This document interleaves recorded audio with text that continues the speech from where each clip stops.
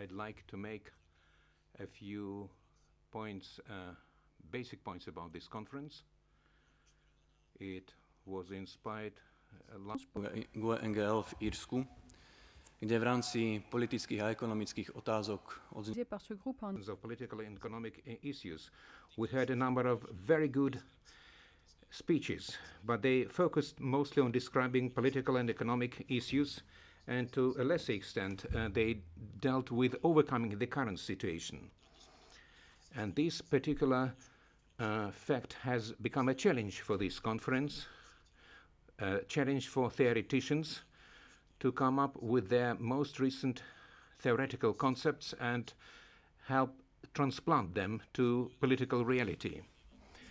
It is a great honor to observe that considerable interest has been shown in this conference by David Harvey, who contemplated taking part, people like Nancy Fraser or David Schweikhardt, who send their regards to conference participants and wish us fruitful discussions. I have no doubts as regards the success of this conference, because it is my honor, colleagues, to welcome here the president of GUE-NGL, Gabi Zimmer,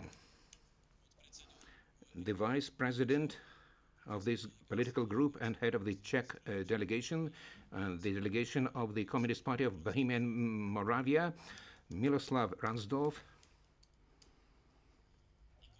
I also welcome the icon of resistance to capitalism, the vice president of the Concord Center and the MEP for Latvia, Mr. Alfred Rubiks. It is my honor to welcome here the philosopher working at the School of Philosophy of the Communist University in Bratislava and the chairman of the Futurologistics Society in Slovakia, Ladislav Hohoš.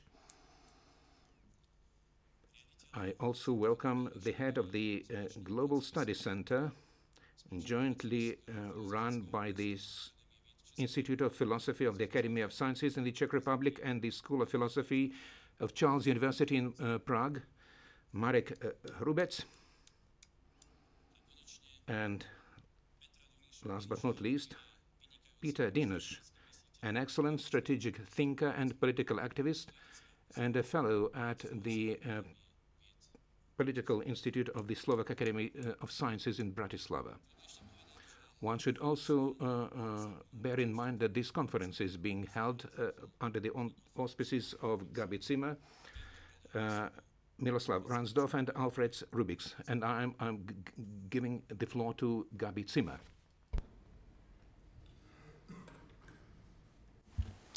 Guten Morgen Good morning and welcome everyone to the group room of the United European Left, Nordic Green Left group in the European Parliament. We are made up of some very different left-wing parties, and in terms of concept, substance, ideology, we represent the left in the European Union, and of course the substantive underpinning of our work we may have slightly different approaches to.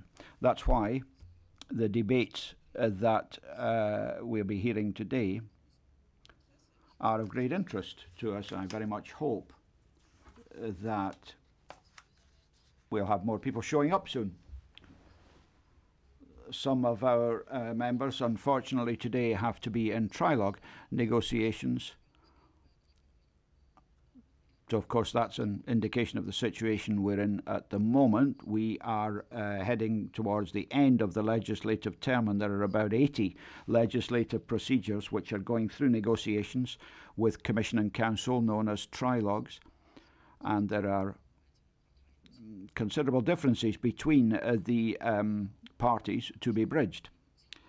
So that brings us to the subject we've met to talk about today in our member states. We are heading, as I say, towards the European elections. In some member states there are lively debates going on about the substantive issues in those elections.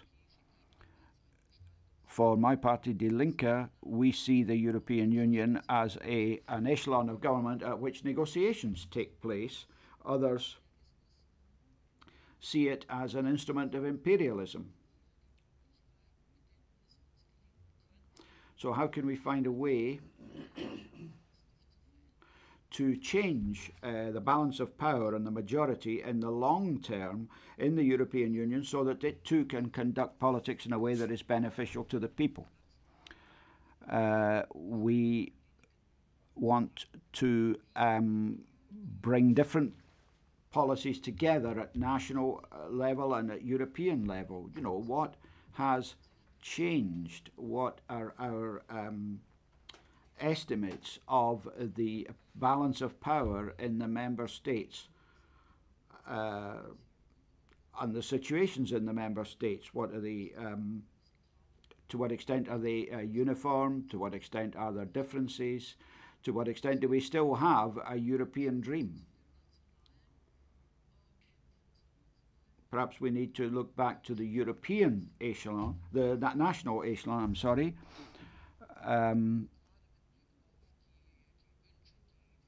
We need to bear in mind the wishes that many people in Eastern Europe had as we saw it. And whenever we have accession talks now with Croatia or other countries, the wish to be a part of the European Union, to see that people's lives change in the way that they associate with the European Union, is fading rather quickly. But does that mean that the whole thing has been wrong from the very beginning? Does it mean we need to knock down the European Union building and rebuild it? Is the left able to do that? A lot of people on the left are saying we've got to reinvent Europe. Is that realistic at all, given the balance of power? How can the left, what experience does the left have that will enable it to play a significant part in that process? We're not strong enough to change the institutions or their policies at the moment. Now, all of these questions have to be answered. A lot of people on the left, including in our group, are saying the difference is in our basic definition of capitalism. That's the only thing that brings us together, our rejection of capitalism. Now, then the question arises, is capitalism coming to an end? Is it dying? Or are we in a phase in which, in fact, a degree of stabilization has taken place? And what will be the impact of that on people's day-to-day lives and on the use of resources in the countries of the European Union and their national economies? How can we come up with answers to the global problems? How can we reduce the impact of these problems? Who will play an active part in that? How can we make real changes at European level? These are questions that need to be answered. I would certainly like to hear the answers to them by way of example.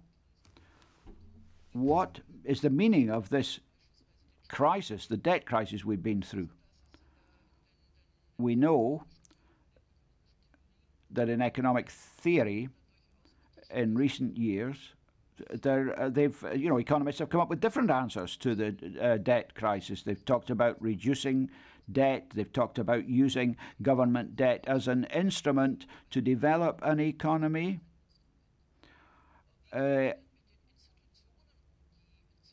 What about the institutions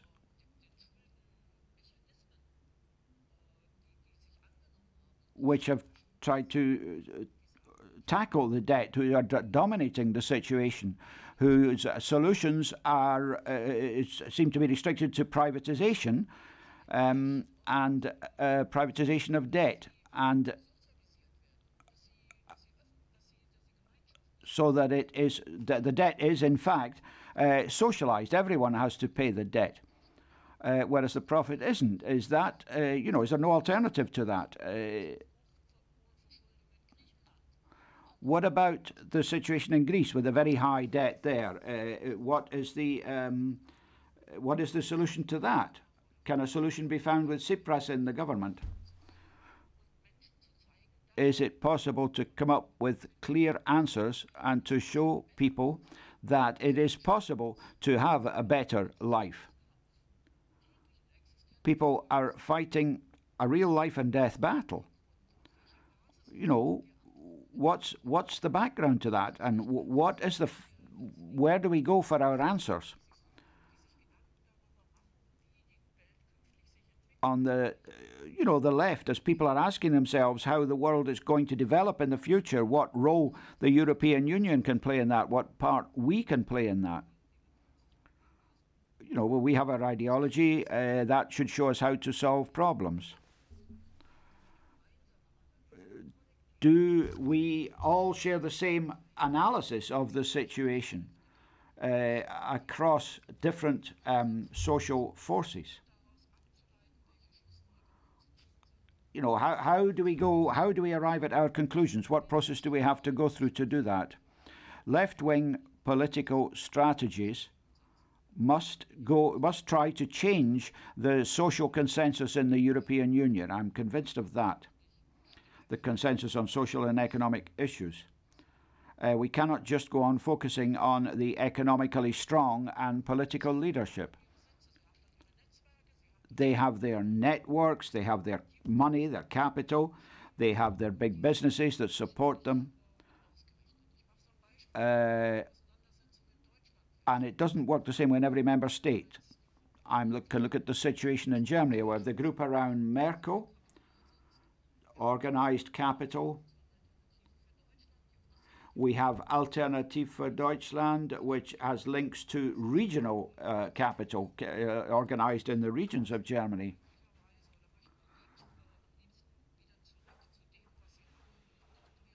There are others who want to go back in time, to go back to the situation as it was before. But all these networks, these advisors, these civil servants, these lawyers, these military people, they're all closely linked to one another, and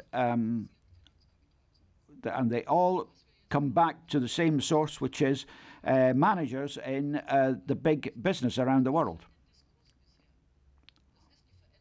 And the left has really had nothing to say up to now. This is a change in capitalism. It's a change in society. It's the financialization. That's the concept, Everything is happening against this backdrop of international finance.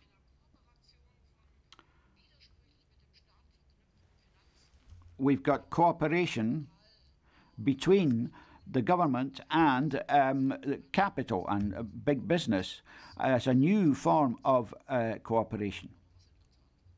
So what are our answers to all of this? That's a question that hasn't been answered. Yes, we have our debates and small circles, but are we able to pool these debates, bring them together so that we can talk to one another and get together to develop strategies to combat this trend? Well, theoretically, at the moment, it is capital that is eating up all social resources for its own interest, simply to propagate itself.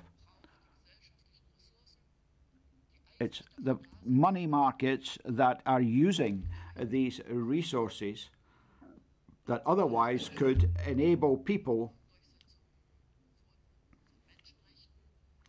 to defend their own rights, their basic rights, their human rights.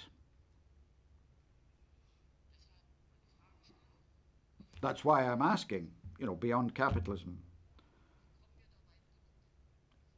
are we going far enough? So I would ask you that hopefully we can use impulses that go out from this debate to spread our networks, to broaden out our networks. But anyway, I wish you a lot of success. I am afraid I have to leave you. I apologize for that. I have to go to the Conference of Presidents, the Conference of Group Leaders. But I'll try to come back and join you later on. I'm looking forward to that. Thank you. We understand that you have to leave for the Conference of Presidents. So your introduction to the topics was splendid. And we will follow the guidelines, I would say, of your ideas to try to analyze the problem we are facing everywhere. And next speaker will be my friend Alfred Rubiks, and you will speak in Latonian language. Unfortunately, I am not able to understand, so I will use this apparatus. Alfred, the floor is yours. Yeah, paldies, Milos. Thank you, Miloslav. I would like to support what Gabi Zimmer just said. I don't believe that we will be able to find answers to all the questions within this meeting. Many minds have to work on that, and my report will deal with that. But it would be really good if we could make a step forward in this direction to find answers to the topical questions that life gives to us, that our practical activities show to us. Dear colleagues and other participants of this conference, I'm not a scientist.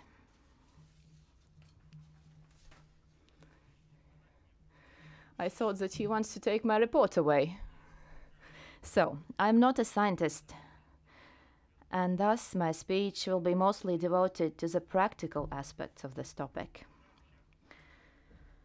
I will begin with a statement that I am an adherent of Marxism.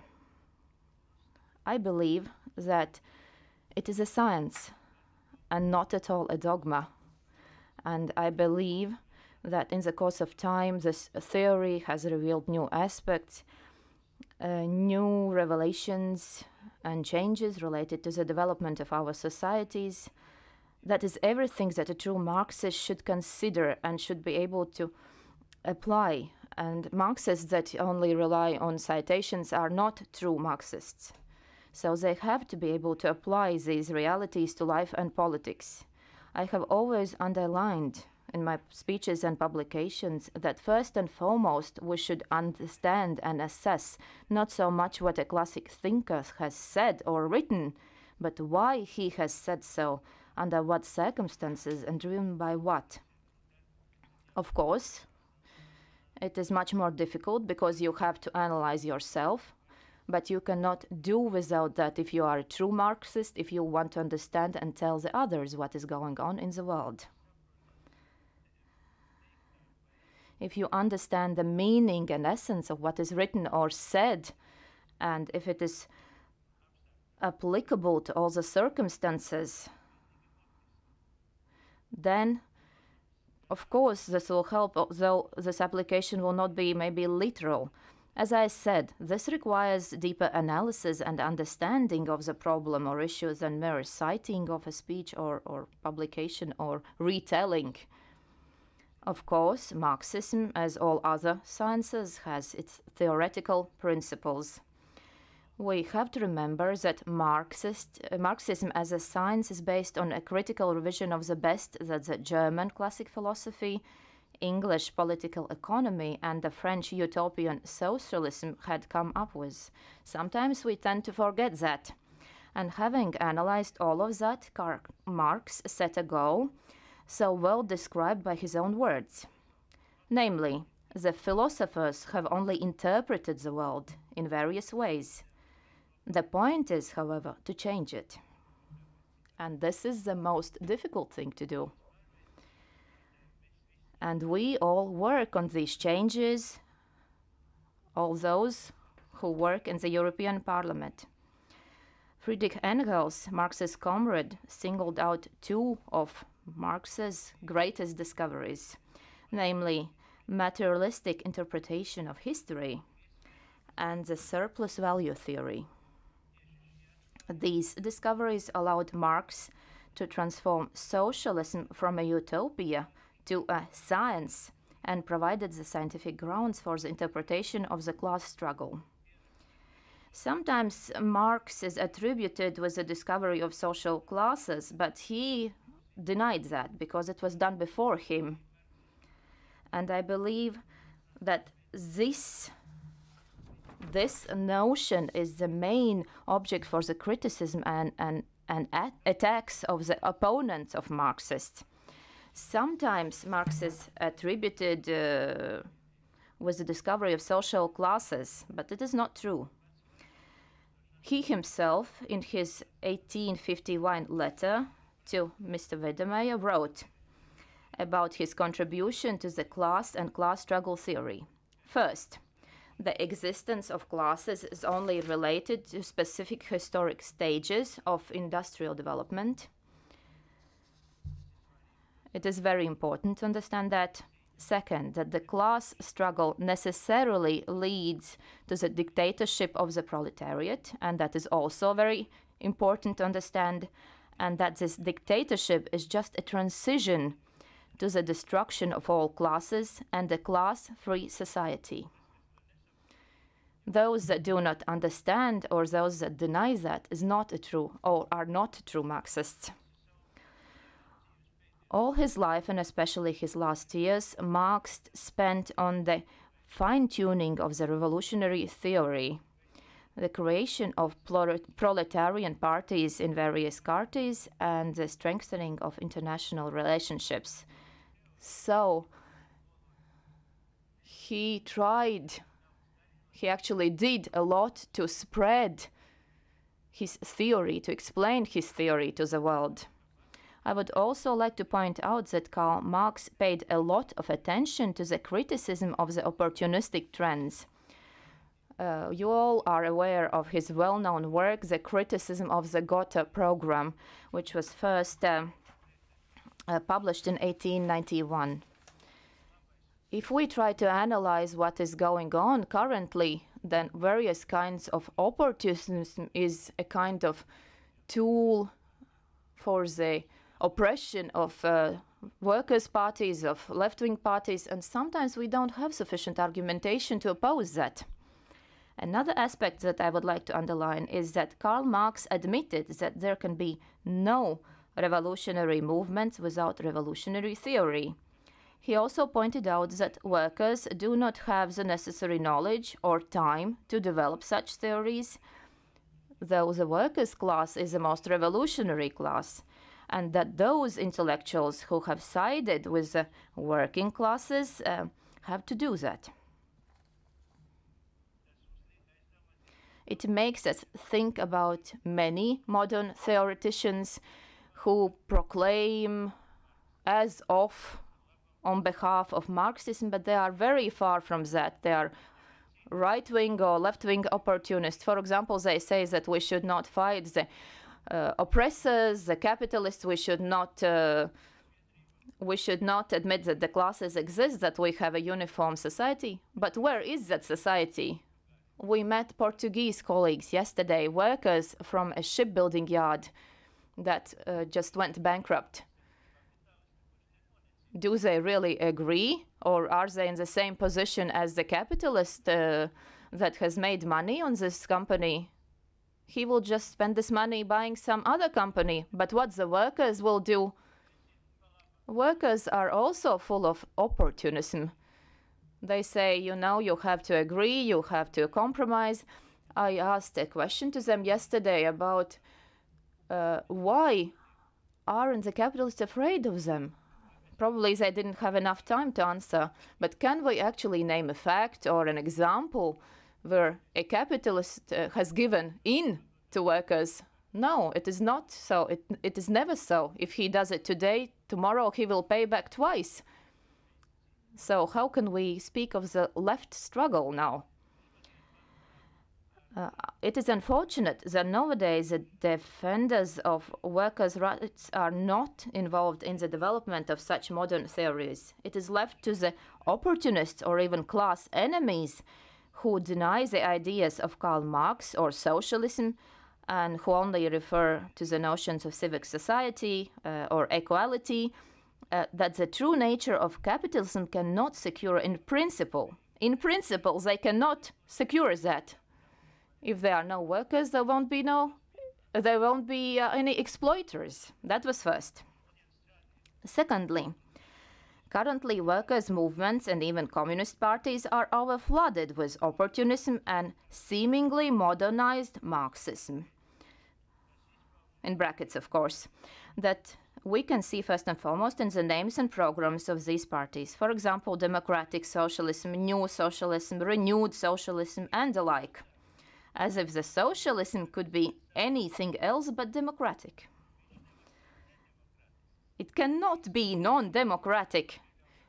All the mistakes that we made during socialism, for example, in the Soviet Union, I don't think we can speak of any new revelations about socialism.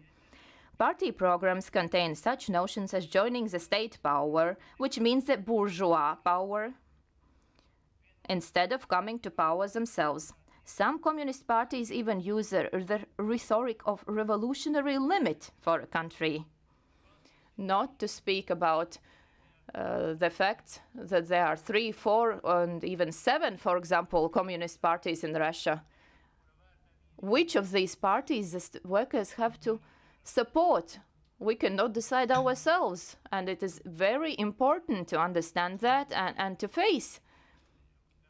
And I really agree with Gabi, who spoke about that. Of course, socialism will never be democratic towards exploiters who complain about that. Also, towards human, drug, and sex slave traffickers, swindlers of public money, which we can so well see in the eastern countries that are moving towards capitalism. Also towards terrorists, various traffickers, the corrupted elements and other elements unwelcome in any society. But they have money, they have access to mass media. The EP election campaign has already started. Just look at various Hollywood stars in brackets that you can see there and what they do there and what they will actually do when they are elected.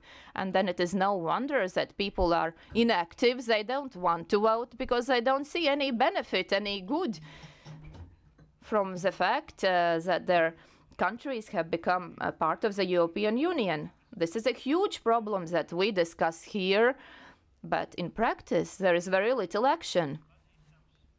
For example,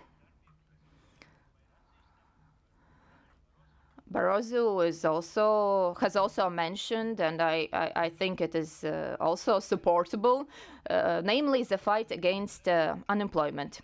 If young people are not taught to work, not because they don't have anything to do, but because they have to look for jobs, then they will never work during the whole of their lives. When they, for example, get as old and bald as I am, because they were never taught to work. In many European countries, 40 and even more % of the youngsters are unemployed. In Latvia as well, this number exceeds 20%. What is going on? We assigned financing to the reduction of the youth unemployment, and the main issue here was education. And I, in Latvia, spoke that we will receive this money, Latvia as well, to teach, to educate the young. But if there are no new jobs, all of them will leave. And it is no wonder that we in Latvia keep speaking or keep claiming that, we have money. And my voters agree, and they say, you don't create any new jobs. And it is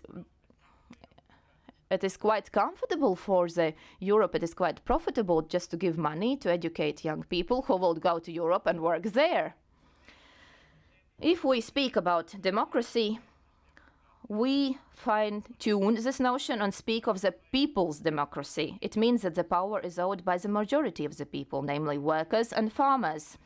Since the times when social classes and states were formed, the leading classes have sometimes used democracy to provide legitimacy to their domination, as it happens now in the modern capitalist world. We can all see that, for example, when we analyze the composition of the bourgeois national parliaments, in Latvia as well, it is no exception, there are no workers there, only several smaller or larger landowners, farmers. And how can we speak about the rule of the people? Bourgeois is not the majority of the people. That is the root of the problem. And I would also like to criticize my party, the Latvian Socialist Party, as less than 7% of its members are workers and farmers. It is very little, unbearably little. The Latvian Communist Party was closed down by September 10th, 1991 decision of the Supreme Council of Latvia.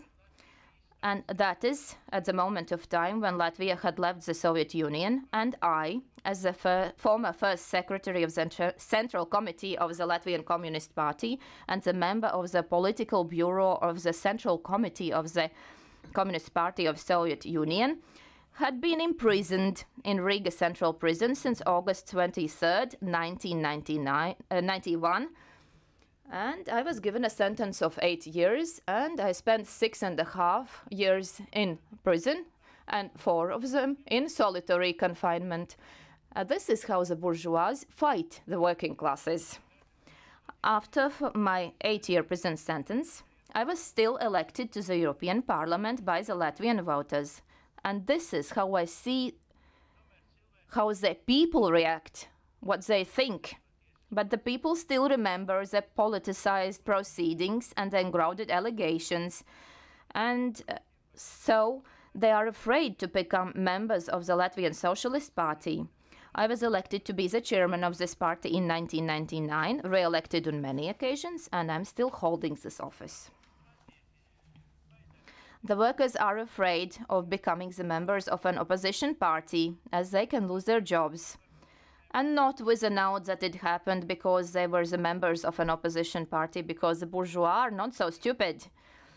But you all know that it is very easy to find a reason to get rid of somebody whom you do not want in your company, and no court will be able to do anything. And such requests, such news, such decisions I receive on monthly basis, and it is very difficult to do anything. For example, the case is forwarded to the European Court of Human Rights. And they say, you know, this is not in our competence, it's not in our jurisdiction, you have to deal with that locally. I cannot claim that the modern global communist movement does not or is incapable of doing anything to explain or promote socialist ideas. There are many workers and communist parties in the world that have annual global meetings, for example, in Athens, in Greece, and big thanks to Greece for that, and also in Brussels, Belgium, or maybe in other cities in other continents. They discuss and analyze, adopt declarations and resolutions, but no more. There is also an international magazine, Communist Review. There is also a web page called SolidNet, and many parties have their own newspapers. But we do not know, we also don't have material resources to reach the actual worker. Heads of many parties arrive to these meetings from dozens of countries. These meetings are very interesting, educational, and valuable, but very often deeds do not follow the words. Of course, these ideas that summarize the experience of communist and workers' parties where they discuss the theory and adopt evaluation documents. Of course, all of that is positive, but it is too little to have a lasting global or even national impact. Thus, it is no surprise that various strikes and even uprisings against the oppressors are common in the world, but there are no socialist revolutions. None of the recent revolutions are socialist revolutions in their essence. Mostly they are bourgeois revolutions.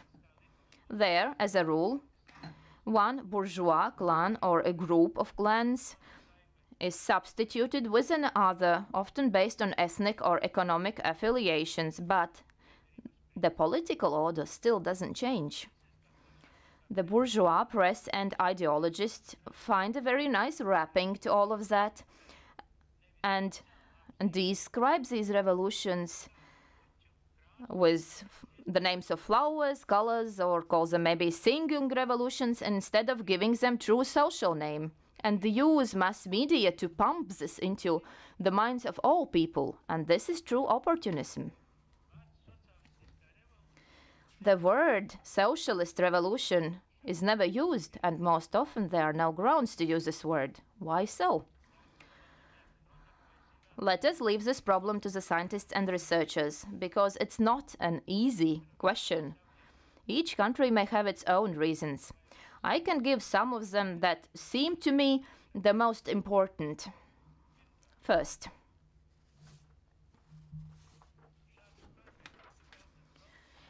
these changes in many, if not all countries, take place as a result of interference from other countries, either ideological, which is far from being proletarian and even further from being Marxist or socialist.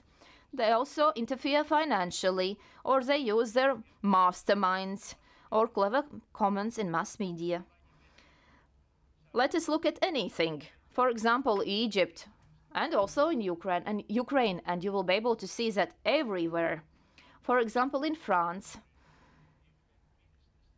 the then current Minister of Interior Affairs protected state bodies from protesters. They used various ruthless means and equipment in that kind of democracy. But if something like that would happen in Belarus or in the Ukraine, where, for example, the protesters have overtaken several public institutions, then we can see that then it is claimed that this is the oppression of the people. But is that really all of the people? All those that are elected legitimately. And even if we can speak about 10,000 from the 54 million that live in Ukraine, and maybe 25 to 35 million have the election rights, can we really call these 10,000 the people? But the bourgeois mass media, they say, somewhere in Maidan there are some people gathering, but we cannot say that this is a people as such. It is just some of the people. But when they are violently overtaking public institutions and they prepare Molotov cocktails to fight the state power, then the situation becomes not so easy at all. Let us look at what happened in Syria. There are some countries that supported that, and I will not name them, otherwise I'll be put in prison again. So, whom did they support? Those that opposed the current power, the current managerial classes. Why? Because it was profitable for those bourgeois classes who wanted to gain something for them. For example, an oil platform, an oil dig, or whatever. And if we don't speak about that, if we don't point to that, nothing will change. Second, as it is known from a Marxist theory, the revolution cannot be decreed or organized on demand. It has to come from within. And very often, mass capitalists divide and redivide the spheres of influence and protect the interests of their class. I will not name names because there are so many of them. In most countries, Marxist parties where these flower and color revolutions take place, these parties are minority parties. They don't have sufficient material resources, and they work like bourgeois parties from one elections to the other elections, and with little organized activity in between. Fourth, information space is full with various written and broadcasting media, including the internet, that are maintained and cared for by bourgeois sponsors, governments, and donors. Not even speak about the large media, radio, and TV tycoons with enormous financial means that serve the interest of the national and international bourgeois classes. And where do we have something like that? Another aspect. When power is finally taken, the bourgeois state management system sometimes stays in place. Such offices and bodies, for example, as the president or parliament, continue to exist, though they are made up of parties instead of work collectives, and that is where the difference lies. Of course, we can criticize the Soviet system, but there potential members of whatever institutions were nominated by the work collectives. But during the Brezhnev time, this rule was disobeyed. And there was a list maybe of 100 or so people, and certain people were ticked for whom we should have voted. I have seen that myself in my own life when I was, for example, elected to the chairmanship of Riga City Council. The current mayor, I had to be a member of the council, and to be a member, I had to come to the work collectives and persuade them that I'll be the best candidate for them. But it is not like that nowadays, at least not in Latvia. Parties have certain lists, then they sprinkle these lists with whatever information that is suitable to them, and then people are forced to vote. And we face even more absurd situations. For example, for more than 20 years, since we have had this new political system, the same personalities have always been in power. They have always had powers though they have been in 7 or maybe more parties. Of course, we can blame the people. Yes, it might be true, but people are hypnotized. They are just told that this is maybe the best to them.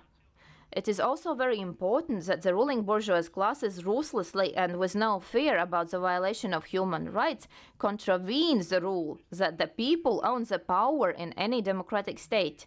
And mass protests are opposed with ruthless police forces and special police equipment, and I already mentioned that.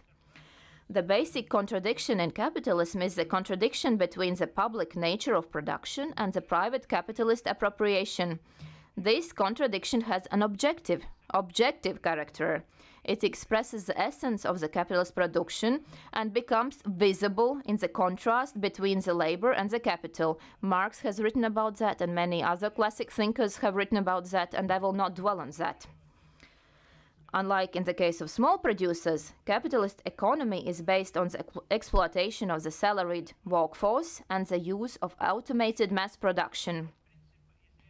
And other capitalist contradictions can be derived from this basic contradiction, namely, for example, between the bourgeois and the workers, between the organization of production and separate enterprises and the uncontrolled economic development of the society. But this basic contradiction is the main cause of all crises in the capitalist system. And things that we do in the parliament, I think we want to polish an old boot, but if that boot is with a hole, the hole will not disappear anywhere. It will still leak. And no matter what reforms we adopt, it will still doesn't change. And these contradictions become even more severe during the imperialist stage and also due to globalization. Financial oligarchs control the enormous public wealth, and Marx warned about that. And we can see that all very well in the European Parliament. For example, all banking crises, sovereign and capitalist debts are eventually paid for as a result of even more severe exploitation of the workers and farmers by curtailing or eliminating their social guarantees, reducing their wages or laying them off, and not taking care of the disabled, even including those that were hurt during their work. The main cause of the current capitalist crisis lies in the contradiction between the free and liberal market economy and the accelerated development of the globalization process. Many bourgeois economists still hope that the Smith, the so-called invisible hand, will automatically maintain the balance between the supply and the demand. But it does not happen. We can see that. And the capitalists do not care at all if people eat or they don't eat. For example, our wealthy European Union, we have 503 million inhabitants. There are many numbers I did not count myself, but this is what I have heard. 60 to 80 million of these are in poverty. How can we be glad about this? And then we wonder why people don't want to vote. What have we done to eliminate this poverty, these poor people? So it is clear that this balance will not come to life. And it cannot happen as of 1928. The market economy in its many forms has caused many crises of the capitalist system and continues its destructive practices even today. Latvian professor, Doctor of Economy, Viktor Zdinevič, having analyzed the crisis, described it as follows. We need a new system for the organization of the public relationships that would not be based on ruthless mutual competition, but only on mutual assistance and positive relationships that would limit the inhuman greed. Nowadays, the greed is discussed a lot, and the scientists have calculated, you know, all of us want to live better and better, though some don't, but the scientists have calculated that if we want to reach the same level, for example, as US bourgeois classes, then we will not have enough global resources. I read that we need resources from 6 similar planets to achieve that. Mr. Zdinevič continues and he says, nowadays this greed and the striving for billions and by having 5, 7, 10 lovers, by buying football clubs and whatever, it is no good to any worker, but all of this happens at the expense of these workers who are not paid their wages that they worked for.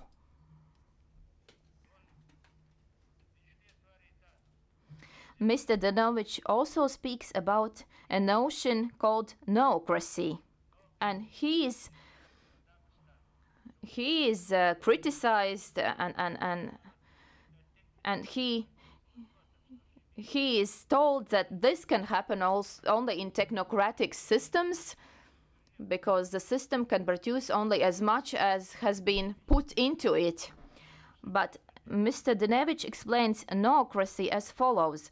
For example, he says, does an animal attack another animal if he or it is not hungry? No.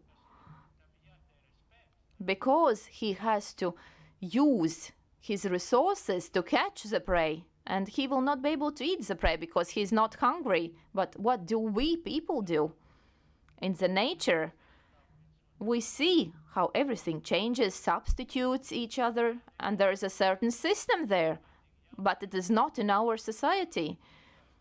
And he says that we need a new system. He is not speaking of socialism, though other scientists do. He says, the time has come to move to an economic system that is in line with the global realities and to limit the greedy development of the consumer society. Global, national, and EU crises and the suicide of the humanity can be prevented by gradual transition from the free market economy to the regulated economic system, and even further to the noocracy that I already mentioned. And these contradictions are, many economists, philosophers and politicians have pointed to the escalation of these contradictions. The President of the Commission has also spoken about that, as well as other officials. For example, when they analyzed the crisis in the EU and called to fight it. But there can be no crisis plan, that would not negatively affect the basic rights of workers. Because the liberal market economy, advice of the Troika, and the demand for austerity measures at the expense of workers simply cannot result in sustainable solutions, on the one hand. But on the other hand, capitalist production cannot survive without crisis, just by its nature, because it's based on uncontrolled markets, bank profiteering, fictitious capital, and ever-increasing exploitation of the worker classes. It means pay less. In many European Union countries, including Latvia, though maybe we were not so much affected, though wages were reduced by 40%, and it is described as an extreme success achieved by our prime ministers. But how much did we pay for that? 17% of our population left. They went to wealthier European Union countries. Whatever happens today demonstrates that the global economy cannot continue within the framework of the uncontrolled capitalist production system, as it is suffocating and killing itself. And we can see that very well. For example, in the European Parliament, more and more documents appear that try to regulate or limit. For example, the quota system. It is planning. It is striving away from this uncontrolled development. But now it will be abolished. Capitalists also know that there should be planning. They just don't want to admit. A socialization of the production of material values on the basis of the achievement of the scientific and technical revolution has resulted in new circumstances that requires a global transformation of social relations. And it is our main challenge. But the capitalism is not ready for that. And it means that the world faces huge challenges that should be solved. For example, ecology. I agree with those members of the parliament who say that the emission quota trading is just a type of business, and there is no difference who is the polluter, me or somebody else. I don't care. But I, as a person who wants to eat, I just sell my quotas to the rich, and the production continues to grow. And the emissions still happen, and nothing changes for the best. That's why there are countries that did not sign the Kyoto Protocol or other protocols. And those who are aware of this problem, they know that 5 billion euro are involved in this quota trading. And it is very clear that this is a business, and capitalists will not be ready to give this up. I support those scientists, Marxists, philosophers, and economists who believe that it is impossible to overcome the contradictions that have emerged in the framework of the division of labor in the capitalist system, and we need fundamental changes. I agree with those who believe that the only alternative to the self-destruction of the humanity lies in a revolutionary transformation and socialistic transformation of the social life, and I'm not afraid to say that, because I have paid an enormous price for that. Most probably it will not happen soon and not simultaneously, and nobody can tell when it happens, because revolutions do not happen on demand. Marx wrote that a new revolution is possible only in consequence of a new crisis. It is, however, just as certain as this crisis. The end of the citation. Very, very important words. By this, I would like to finish my speech. I believe in that and I agree to that, and thank you for your attention.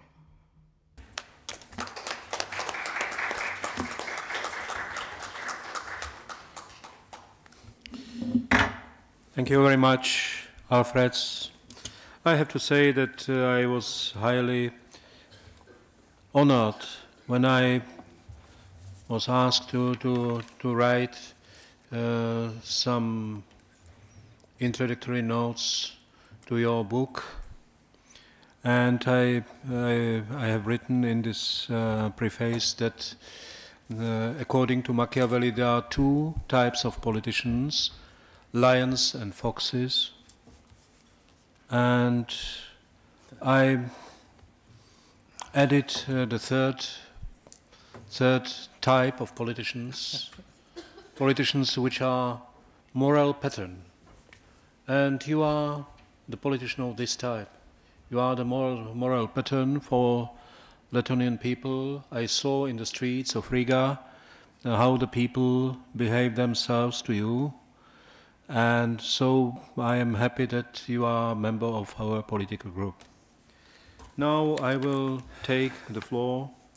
I will speak about the recent crisis. Many times I am asked which type of the crisis we have now. Is it the crisis of capitalism or the crisis in capitalism? The difference is very important because, you know, when writing The Capital, Karl Marx used the Hegelian vocabulary. He used as a methodological framework the Science of Logic, written by Hegel. And Hegel makes a distinction between Schranke and Grenze. So the barrier and the border. Which type is the crisis? Is it the barrier for the recent capitalism to be overcome? Or is it the border, the final border of the system? In my opinion, it is something between. Because some social scientists make the attention on the specific character of recent crisis, which affected, I would say, the nerve system of the capitalism, the financial system. And I have to return my contribution to Kondratiev long waves. The Russian social scientist Kondratiev in the 20s of 20th century, in the review Problémy konjunktury, wrote about the so-called long waves, long cycles of capitalism, starting with 18th century. And for these long waves, it is typical that they have the technological background, specific technological background, that they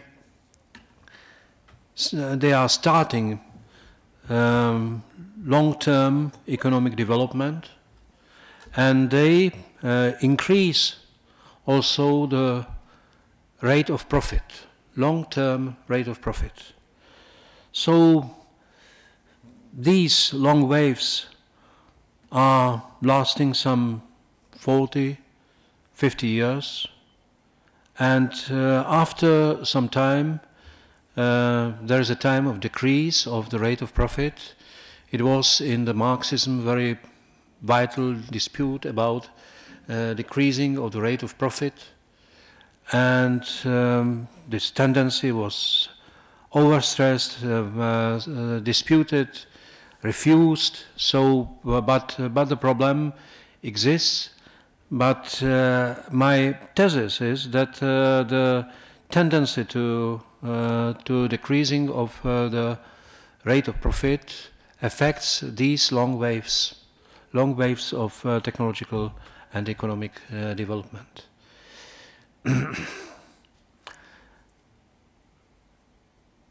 The economist Josef Alois Schumpeter from Trzeszcz in South Moravia wrote about these long waves, and he called them business cycles. And this literature about long waves was enriched after the Second World War. But for me, the most interesting contribution is the book by German scientist Gerhard Mensch from the 70s about technological stalemate, how these inventions are beating the capital of the societies in favor of these inventions. Kondratiev has written already in 20s that the most interesting feature of the technological development is that these inventions concentrate themselves in clusters.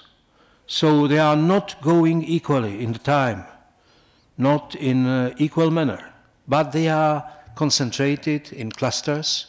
In very short periods, many inventions are put into practice. And this is changing essentially the technological background of the societies, and it shapes anew the type of production which is connected with new inventions, new technological innovations, like the steam engine, like coal and steel, like electricity, like nuclear power, and now it will be biotechnologies, nanotechnologies, and nanosciences, new wave of information technologies, etc., etc. And also environmental sciences. I have to say that this is a very interesting fact, that this coincidence of the social conflicts, these class struggle conflicts, with the end of long waves. And we have to say that in this optics, the social conflicts are not the obstacle for economic and social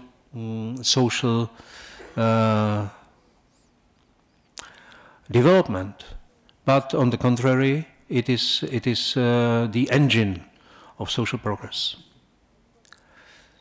So under the pressure from below, the entrepreneurs are making the shift, are making the restructuring of the capital, and they are forced to put into practice the innovations. It's a very important factor. Never in my practice in the Parliament, in European Parliament, I have heard the people from the Commission to speak about the logics of science and research. Never I've heard about creation of the conditions for the birth of new ideas and new inventions. We are speaking about financial background, financial framework. We are speaking about new programs which are many times imprisoned in bureaucratic routine and bureaucratic schemes, but about the logics of scientific discovery, we are speaking never.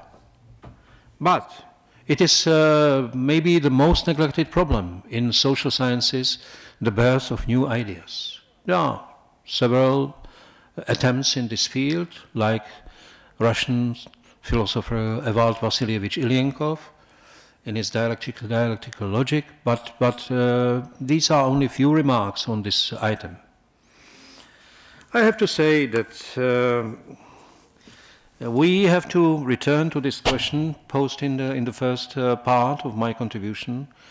The reason why this sixth wave, big wave of innovations didn't happen. Because capitalism in 80s, despite this political regress after this so-called conservative revolution initiated by Thatcher and Reagan, which started the reduction of the welfare state,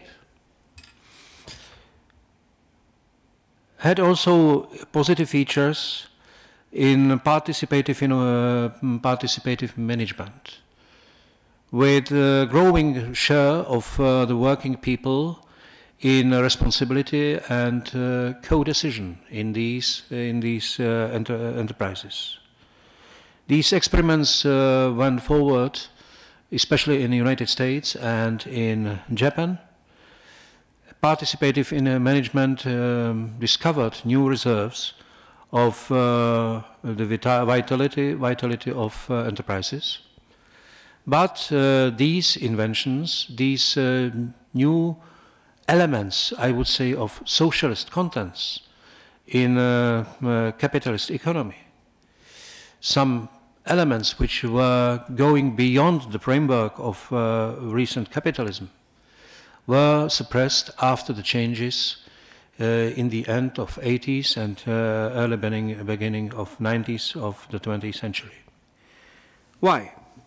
Because capitalism discovered new reserves which enabled capitalism to go back in, I would say, social behavior. Because some new markets opened the door, because some huge countries entered the world market, like China, India, and the countries of Southeast Asia. And most of all these financial inventions, which delivered to world markets fresh and disponible liquidity. So these financial innovations, which started in the early 70s with some forms of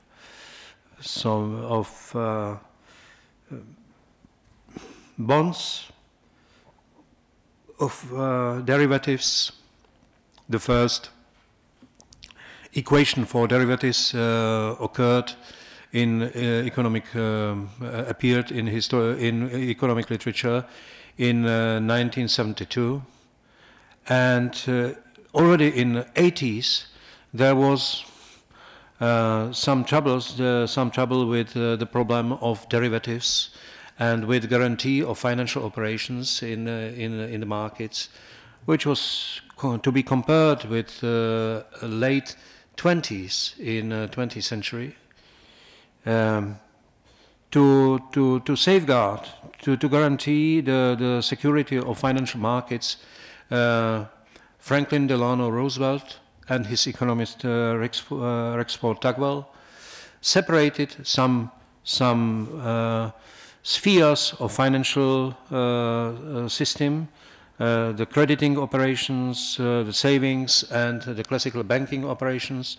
They tore them apart, and after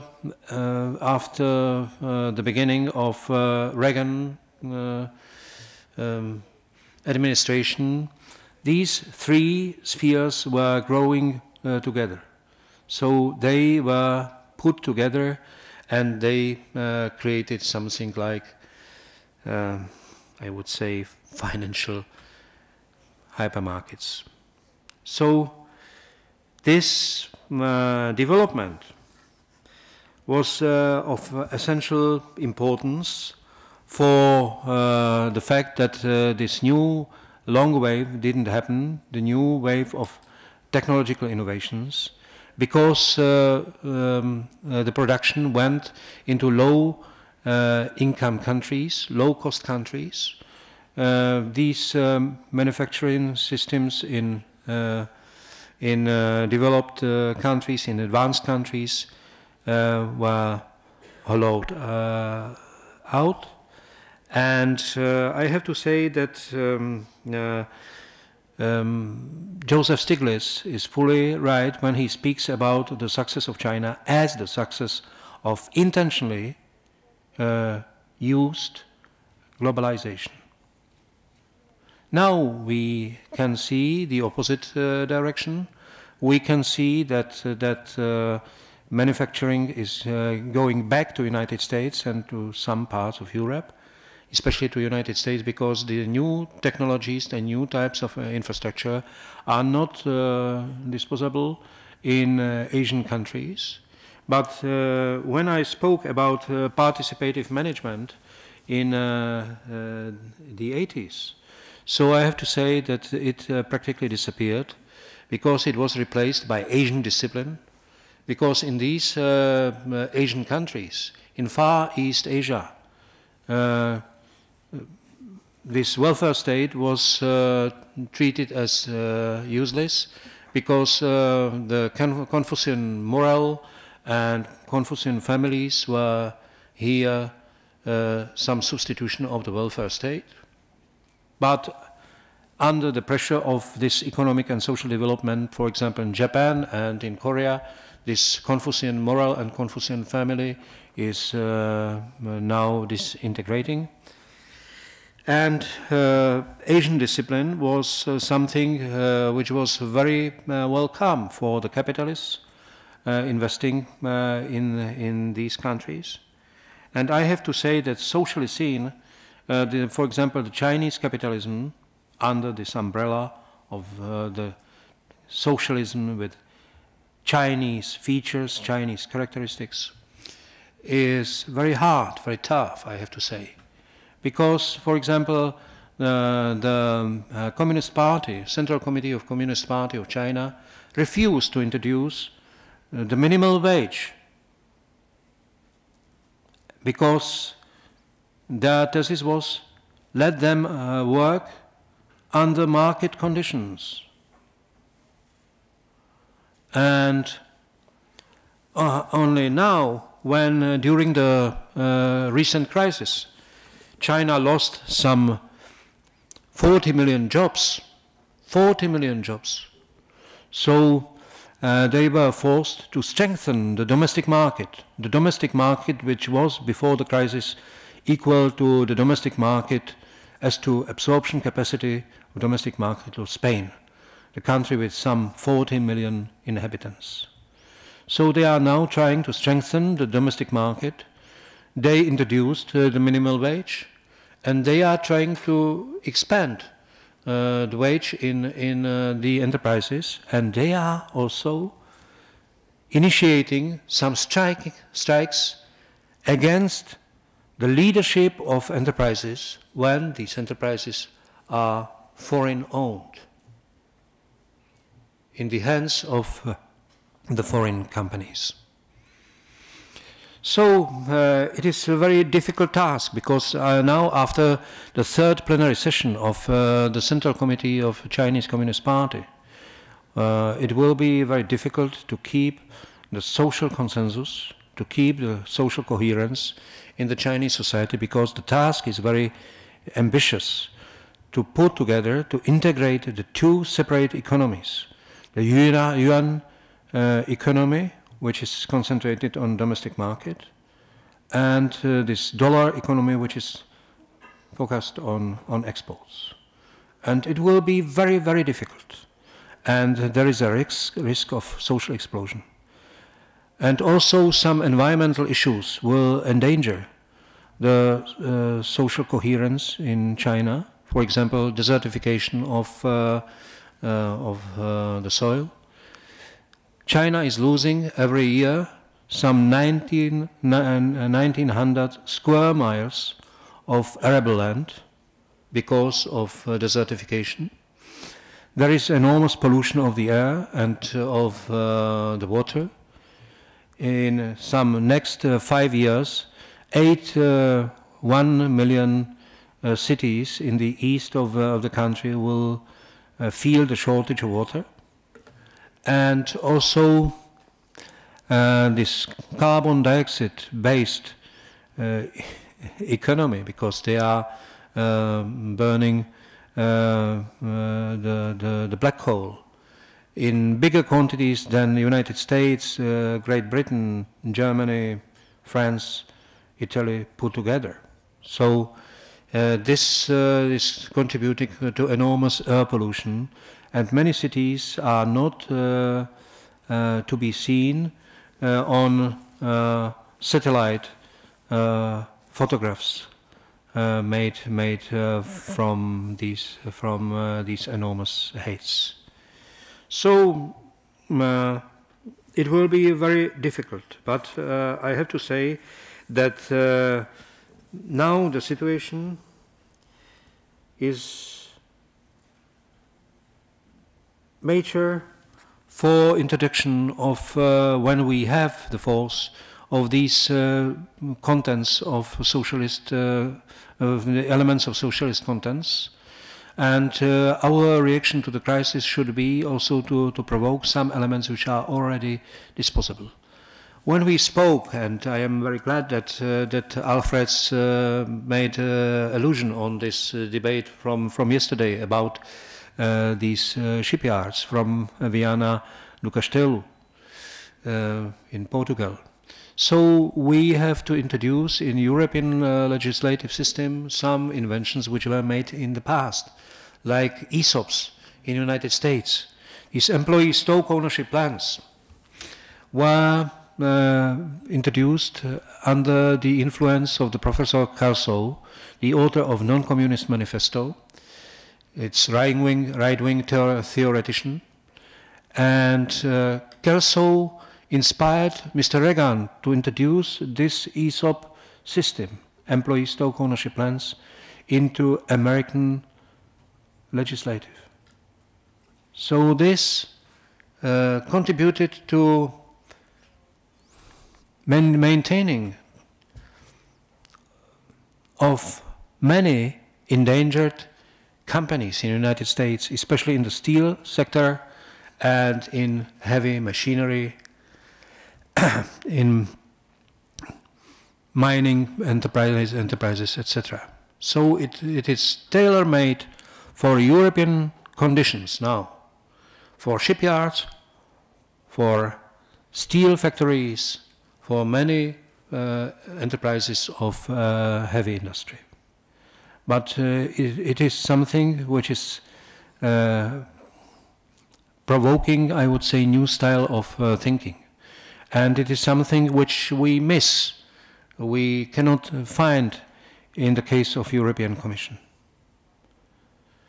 It is the problem that they think that even the financial crisis can be overcome by a new wave of money. For example, we have spoken about Greece, about the condition or recent condition of Greece. It's a lamentable situation because after the only consequence of the financial cuts is that the third of all businesses in Greece was lost between 2009 and 2012.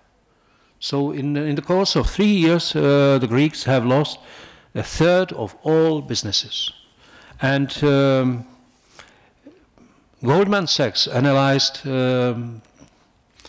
the course of events in Greece, and the result of analysis was very interesting for us. That when the cuts are going beyond 2% of GDP, and it was the case of Greece, so the debt is growing. not diminishing, but growing. And really, since the financial crisis in Greece started, the real debt doubled. So we can see that these measures taken by European Commissions, by official institutions, are not working. They neglect the fact that the infrastructure in Greece is backward, that the quality of labor force is very bad, and what is to be done is to improve the quality of infrastructure and to invest in the quality of labor force. For example, I am from Czech Republic. It is not the top of European economies, but the total export of Greece is only 9 working days of Czech Republic. Only 9 working days. And Greece has lower degree of connection with the Eurozone than Czech Republic, which is not member of Eurozone. So we can analyze, we should analyze these events in concrete manner. But we are hearing now, we can hear only routine slogans, routine solutions, and what is missing in the case of European Commissions and European institutions at all is the pioneering power, pioneering spirit. Pioneering spirit was something which was typical for Europe in the course of centuries. Gabi Zimmer is fully right when she speaks about the necessity to reinvent Europe. This reinvention of Europe is our task. It cannot be done by official institutions. It is the task of opposition forces. Thank you.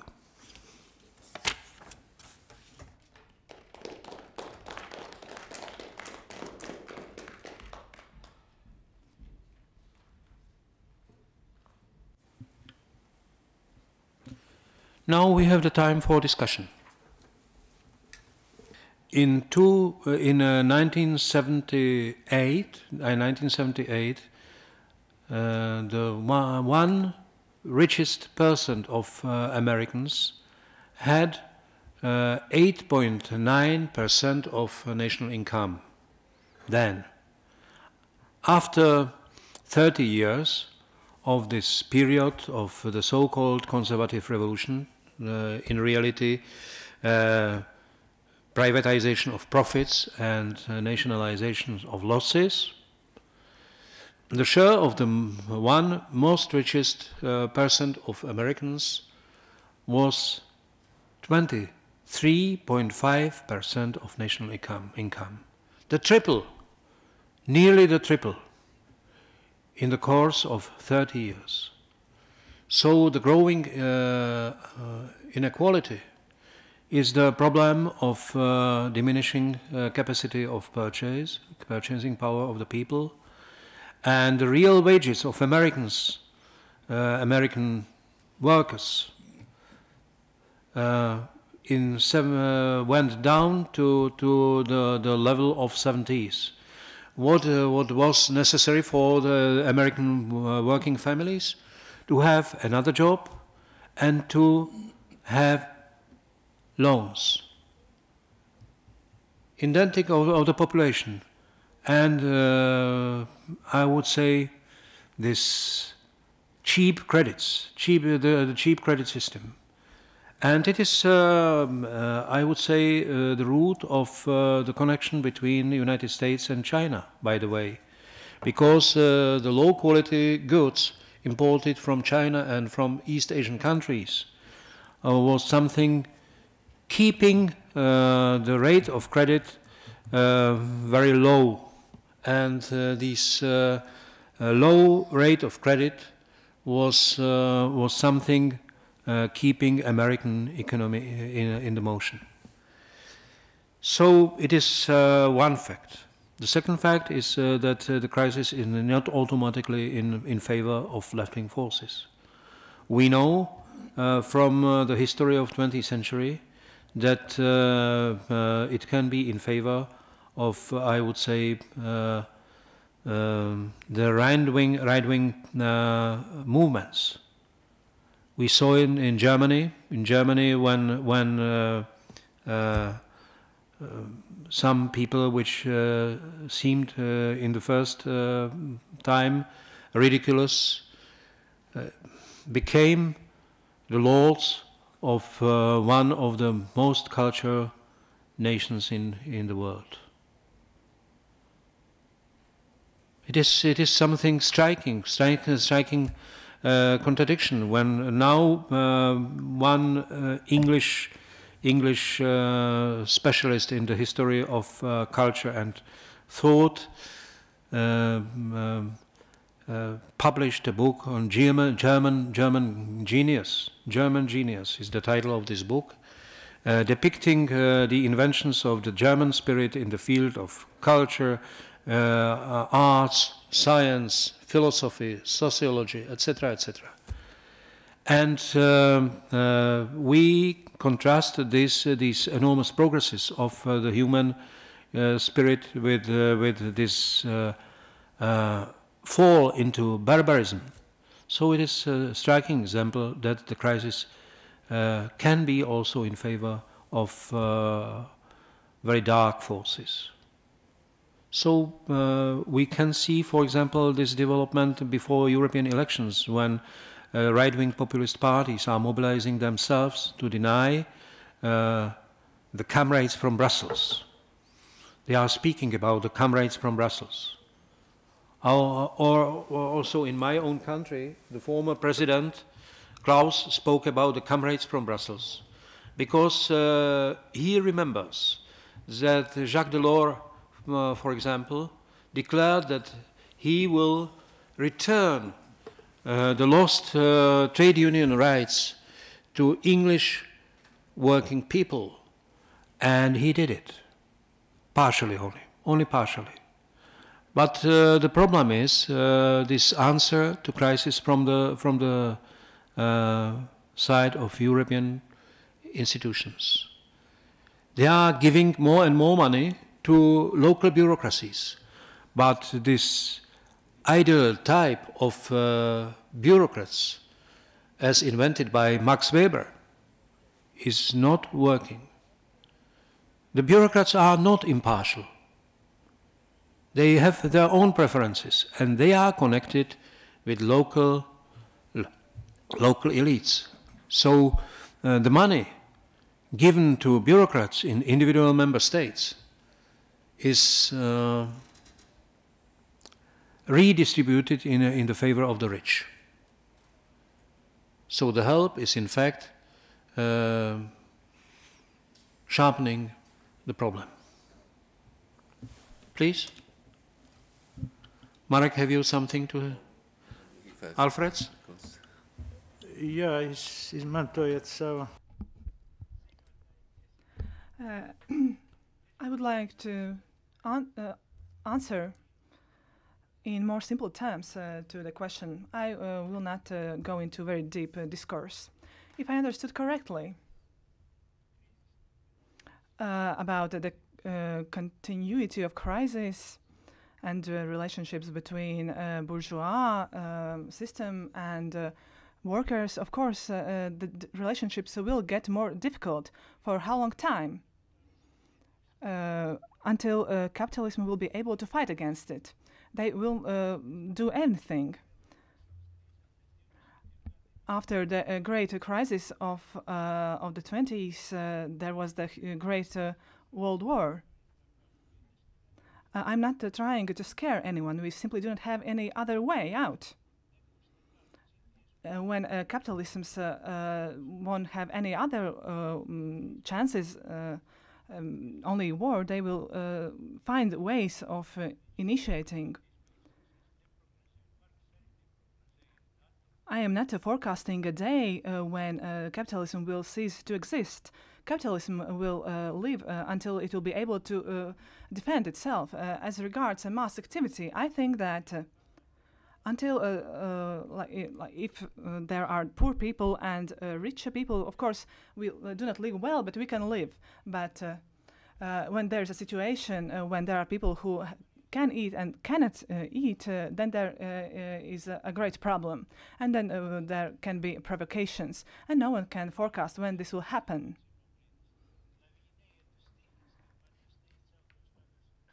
But it should not be disorganized. That's the reason why there are political parties that we talked about today. They are not able to lead today. Where there are revolutions, these parties just turn their backs. We people always try to rush to achieve something during our lifetime, but we for a very short period of time. I used to criticize Khrushchev. I told that I never agreed that the generation of those times lives in communism. I never said that because I didn't believe that, and I also do not believe it now. No one has the rights, no one has the knowledge to tell which generation will live in communism. This is the task of several generations. It is clear that the situation will deteriorate until capitalism, with all its means, will be able to fight against it.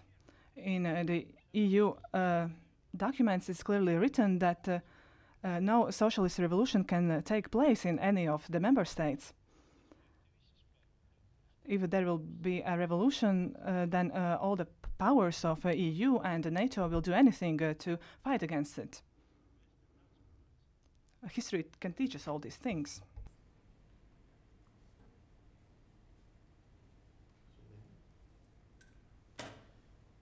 Thank you, Alfred. Somebody else? Marek? Okay, thank you. Thank you for your question. I think that there are several scenarios. Gabi Zimmer talked about question if the capitalism is in the end or if it is stabilized now. Yes, it's possible that it's stabilized and we will face capitalist normalization for several decades. Or there are also other scenarios, more agonic, and maybe there will be a change, and it could be a good opportunity for us, and we can use it, and hopefully we will go that direction. But a change could have also other directions. There could be a war, and neo-fascist forces could prevail, and so on. And already now we see that there is more and more a neoliberal and neoconservative censorship, or we can see problems with secret services as WikiLeaks and other media show. So Alfred Rubix mentioned his personal history as a political prisoner. And I fear that we can face these negative consequences of the crisis even today and in the near future, again, because of the censorship and so on. And maybe there will be more political prisoners, and they are already now, but they are not called political prisoners. We see that those persons who would like to reveal problems of secret services of the USA and so on are discriminated and so on, even today. So that's a big problem. However, I would like to mention something else. You talk about an idea of planning which was refused during the neoliberal era. The last 30 years, and especially after the revolution 1989 or 1991 in Russia and so on. Yes, I think that it's important to talk about strategic planning and so on, and we see that also big transnational companies use strategic planning. Of course, when they want to invest somewhere in China or India, they have to count how much money they can get back in 5 or 10 years, and that's a strategic planning, in fact, but it's refused on the state level almost. Of course, there are some plans, but not too much, and it should be at least combined with market today. And what we saw, as Miroslav Ransdorf mentioned, was a conservative revolution, or neoconservative, neoliberal revolution the last 30 years. It was not a revolution in the classical sense, appraisal and a change during a year or during a month. It was rollback. Yes, but concerning the content, it was a revolution. Concerning a time, not. But we have to count especially the content. And there was a huge change. And after the crisis, 2007, 2008, we see that there are many changes again. And maybe they will go in the direction of another revolution, which will be a silent revolution. Maybe that will not be so transparent. So we have to change that direction, of course, and we should try to make our reinvention of our ideas and reinvention of Europe, as was mentioned here several times, and to try to show progressive forces and to show limits and problems of capitalism, and to offer various normative scenarios how to go beyond capitalism.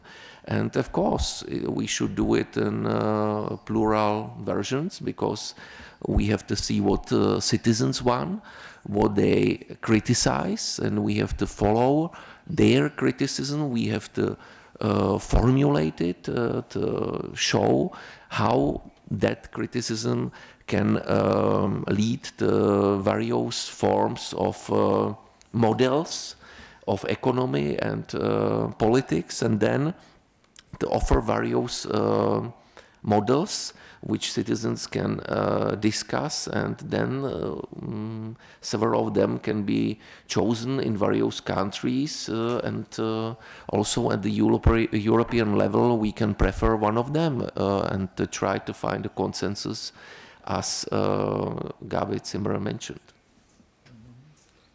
Thank you. But of course I will say more in my own lecture later afternoon. Your position? Professor Hosch? You want something to add? Nothing.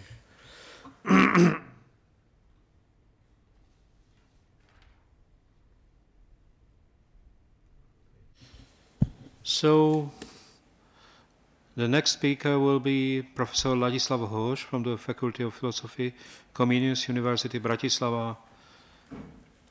Professor Hosch, the floor is yours. The problem is? Question. You... Please. Forgive me. Please. Should I speak German? I'll start with the question of whether there is a crisis of capitalism, or whether it's a crisis in capitalism. I think it's somewhere in between in this case, but I'd say that the difference is essential. Either it's a barrier or a restriction in the development of capitalism, and that is therefore a barrier that will be overcome by capitalism, but that will require an adjustment of capitalism to meet new requirements, new challenges. In most cases in history, that is what has happened. But this crisis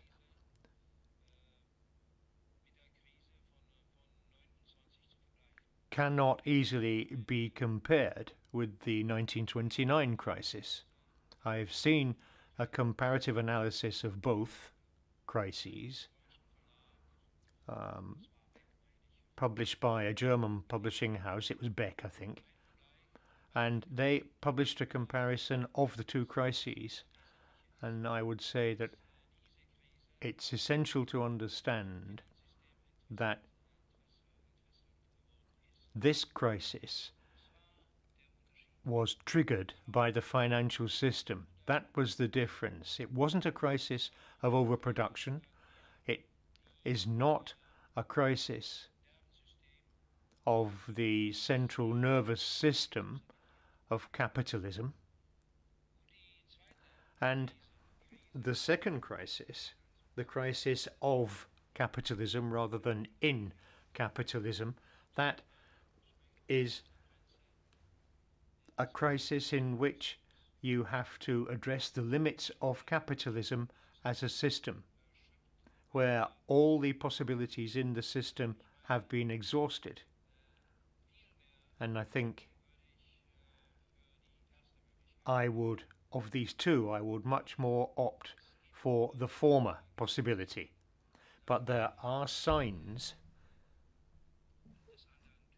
that the crisis is in fact of the other kind.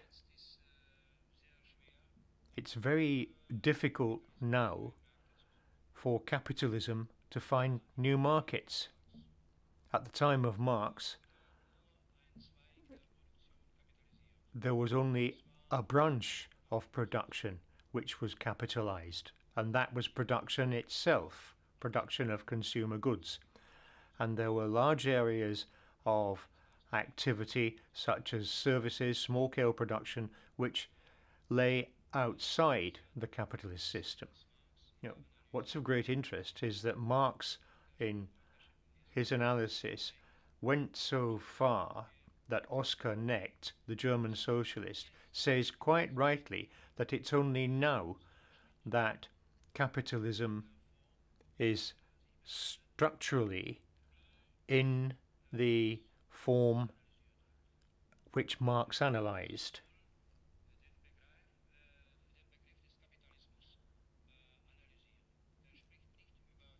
Marx says that you have to analyze the concept of capitalism, not just the superficial features of existing societies. Marx talks about the concept of capitalism, about the internal structure of capitalist society. So it's very difficult in a short talk to go into all the analyses which were contained in this two-volume book that I referred to, which, as I say, was a further analysis of what Marx analyzed. The book is in Czech, unfortunately, so in most cases it wouldn't be accessible rather to most German speakers, but I think it will have an influence on my party, and I want it to have an influence on my party, and I think that's the right way to go. I'd say that developments in the Ukraine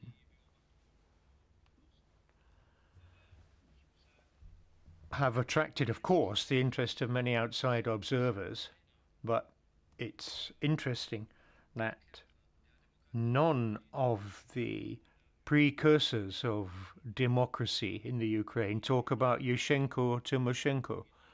The Orange Revolution in the Ukraine, which you remember, was risible. The struggle was only about controlling the gas business at the time. And with regard to Tymoshenko, it's very interesting to hear Commissioner Fuller, who told me that he had spoken to the High Representative in Kiev, and under Yanukovych, the explanation was that the situation is so bad that Western observers can't understand it. And we are asking the European Union to check the public finances of Ukraine. Nothing like that had ever happened before. And at the time, I said that's a very interesting proposal, which we'll study. And it continues to be the subject of study. But corruption is entrenched.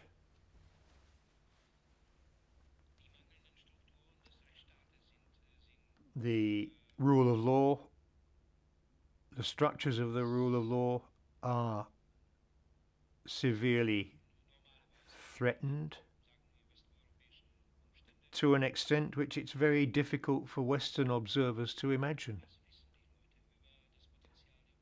But what do people know about the potential of Ukraine? Ukraine was responsible for a third of Soviet industrial capacity. Now that's a very rich country, therefore, and now it's horribly poor. The current circumstances can be felt, the current situation is reflected everywhere, and particularly in the West, particularly in the nationalist areas of Ukraine. The situation's different in the East. The Western media say nothing about the demonstrations in the East in favor of Yanukovych. That's very interesting. They describe the events in Maidan or in other cities in the West, but they say very little about events in the east of the country. And that's very interesting. One problem is that the Ukraine and Russian economies are so closely interlinked. If you have 60 or 80% of your exports going to the Russian Federation, then it's quite clear that without economic coexistence or economic cooperation between Ukraine and the Russian Federation, then you simply will not survive. Now, unfortunately, no one has read the treaty between Ukraine and the European Union. It's 1,200 sides, full of conditions which Ukraine has to meet. And it makes no economic sense for Ukraine. Will the European Union import Ukraine foodstuffs? No one knows. Or will the European Union help the steel or cement producers in Ukraine by importing their products? I doubt it. In the case of steel, for example, we have our own crisis in that branch of industry. So, I'm sorry? Ty хочешь? Yeah. Yeah, yes. Yes, thank you. It is a very interesting question. I would like to express my attitude towards this. So, the question is whether the capitalism has caused the crisis or it is the crisis of the capitalism. I think it is almost one and the same thing. But the primary issue is the crisis of the capitalism. Because as far as the capitalism has showed itself, I don't think has anything left in it. It has to find something new. And since there are no new things, the basic contradiction between the separation of labor and the appropriation of the private capital results, this contradiction is still there. It's not solved. And until these contradictions are solved, crises keep emerging. It is a crisis within the capitalism because it is by its essence is incapable of finding a solution And we discussed the US, and there were also other similar samples in other places. And according to the Marxism, new things don't appear out of nowhere. They are born from the old things. And if capitalism is incapable of solving these things, as economically or by any other means or by means of force, something else will emerge.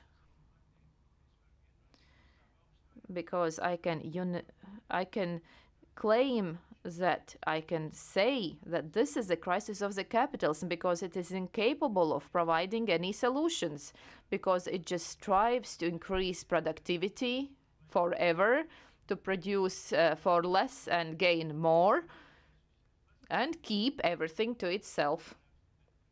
Just look at the billions, for example, in the US. I don't know who the author was. I just remember that. There were families with billions in income, and these families rule the world. Those who have these trillions and billions and whatever will not give this money for free to anybody. They will just try to use it further. As to Ukraine, I served in the Soviet army in the western part of Ukraine. I have 2 sons and I have 2 daughters-in-law, and one of them is a Ukrainian, and she comes from the east of Ukraine. And I have extensive relationships with Ukrainian people, and there is a great difference between the west of Ukraine and the east of Ukraine. For example, as to the development level. The west of the Ukraine is blessed with riches, but the industry is not developed there. All the industry is located in the east, and these contradictions from both these parts have existed for a long time. And there was these promises that the European Union made to help everybody, but actually it was incapable of helping any countries, for example, Greece, Portugal, and others. But eventually, this help, this assistance has its own price. And I agree with Miroslav that this support eventually arrives in the hands of the local bourgeois, and they just split it.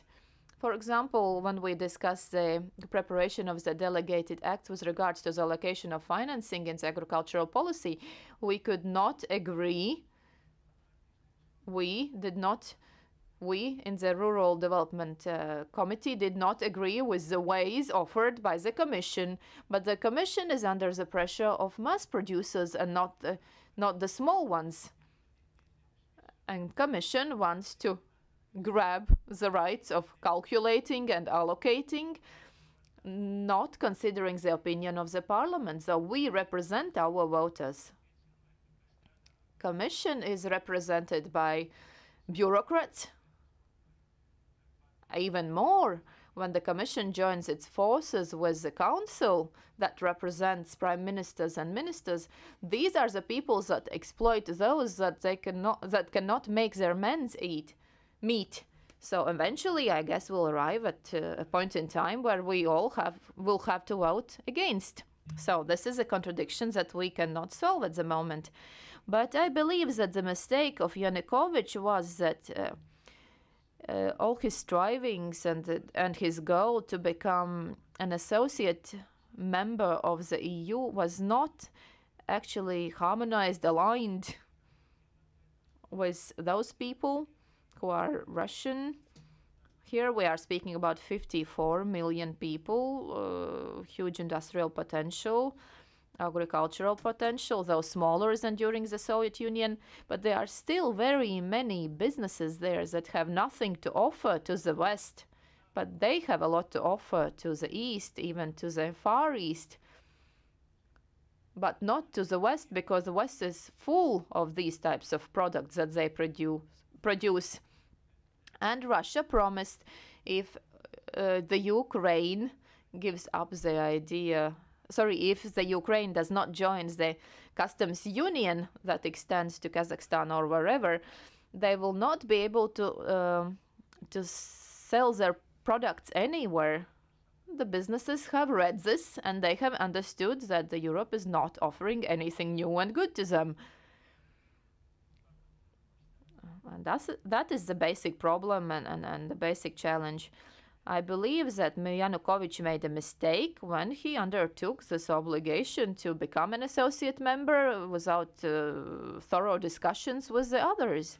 And one day he promises one thing and the next day he just shakes hands, drinks champagne and doesn't sign anything. This is a provocation and I don't know what will be the results of all of this.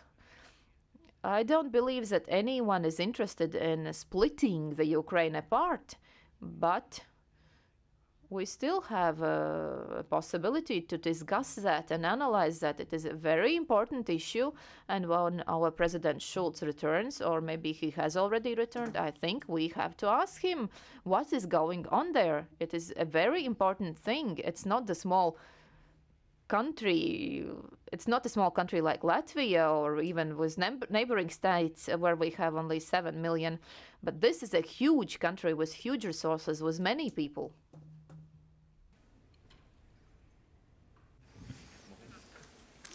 Ich habe noch eine Frage. I have another question that I must answer about the revolution. There are a lot of different concepts of the revolution nowadays. For example, the legal revolution, unclear the way it was back in the 19th century. But as far as we're concerned, when it comes to overcoming capitalism, what is important is the working class, using that sort of classical terminology, should take over and eliminate capitalism from its role as the only intermediary.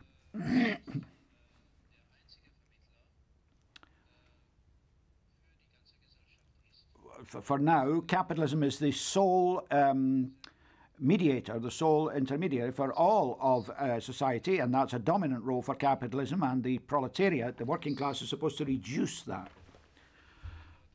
Another important concept in the literature and the work on this is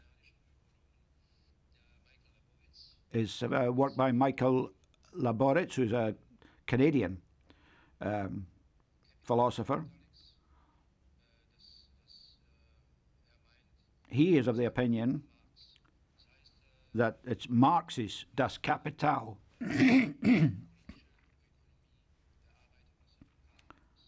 is about the political economy of the working class, and he talks about this role as an intermediary. He's very clear on this point of the role of capital as an intermediary, and has very interesting ideas on the subject. So what happens after the revolution is something we need to discuss in more detail. It's not the revolution as it was conceived in the 19th century. Marx, back in 1872,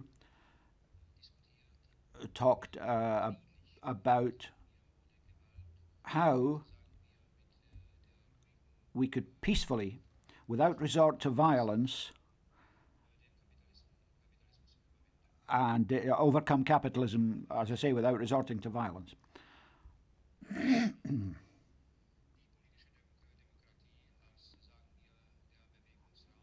But at that time, of course, democracy gave some room for maneuver to the socialist and Labour parties, the workers' parties, but not very much. They didn't enjoy so much freedom of movement back then. Follow this track and. Es gribētu turpināt, runāt par šo jautājumu un atgriezties. By alternatives. When we talk about going beyond capitalism, we have to specify what we mean by democratic socialism and so on. It's pity that you will not be here when I will give my lecture in the afternoon, but I can say at least several sentences. I try to specify democratic socialism by talking about economic democracy, what it means, and I think that it's an opposition to economic authoritarianism. And I would say that while a capitalist system prefers economic authoritarianism by the dominance of the capital, economic democracy offers other ways which can lead to post-capitalist society. And I try to specify three main conceptions of economic democracy which can lead to a post-capitalist system, to a better society. And I say which lead to a better. It means that I don't accept that there are just two versions what we can do, either building capitalism or do nothing, wait while capitalism fails, collapses. Of analytical Marxism, Cohen, Yeah. So I suggest to have a transition economic democracy. So I think that we can build already now some pillars of the next system, a future better, just system, already now. I don't mean just cooperatives, yes, this is good, but also various versions of strategic planning and so on. So I've got three versions where to go. I think it's much better than just to offer one version, because people in various states can prefer this or that, and it could be combined and so on. And so I try to explain these various transition models of economic democracy for now already. And so what to add? So the organizers of the conference have my paper. It's 10 pages in English, so you can read it when you want, if you ask them. And this is a contribution from the point of view of political philosophy and political economy, but it's written for the broader audience, so everybody can understand it.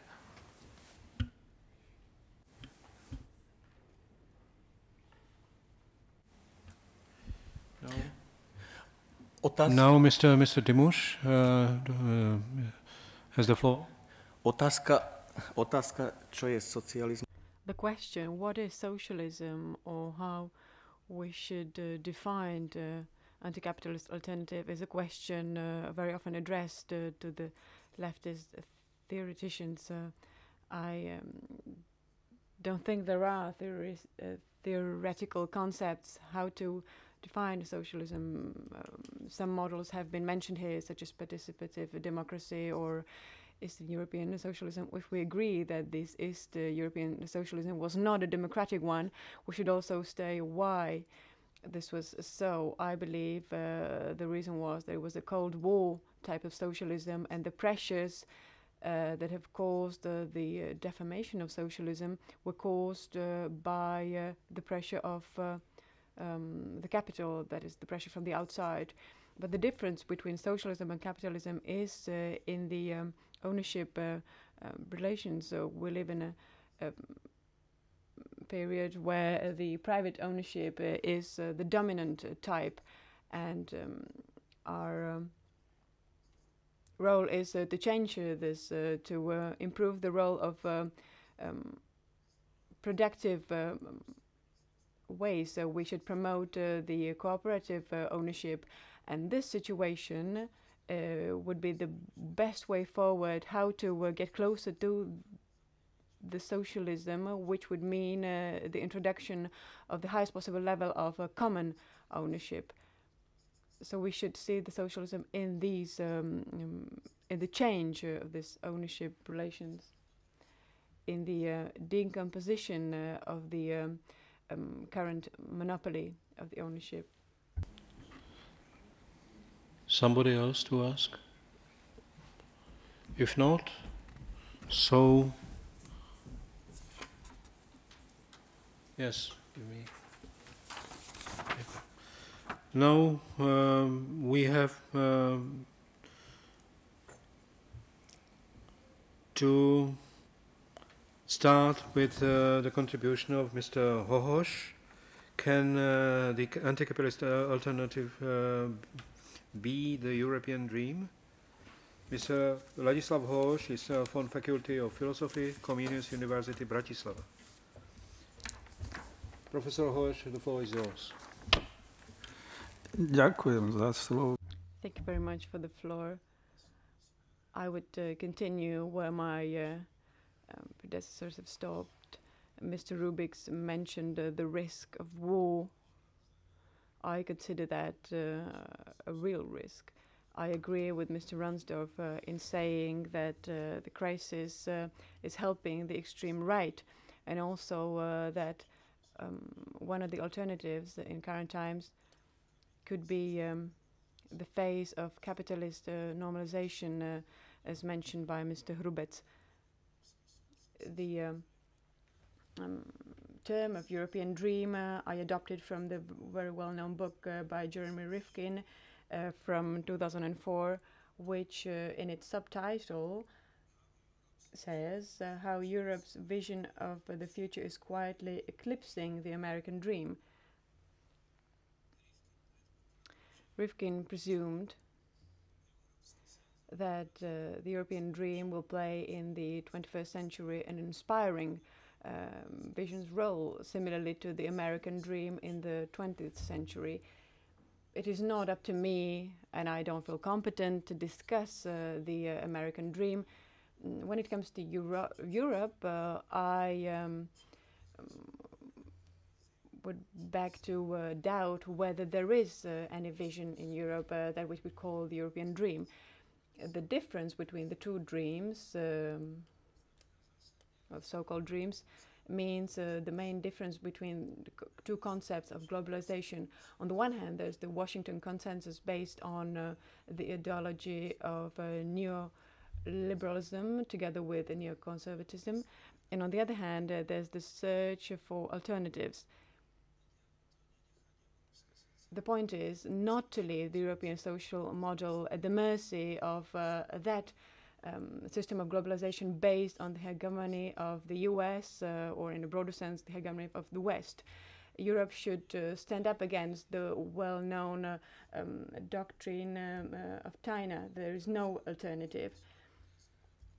And then I believe that the new world order should be based on multipolar system. This excludes the hegemony of one country. That would mean that Europe would become an autonomous global player.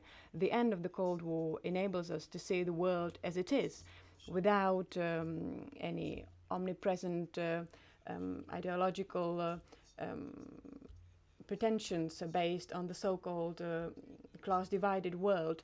This class division cannot be defined by blocks.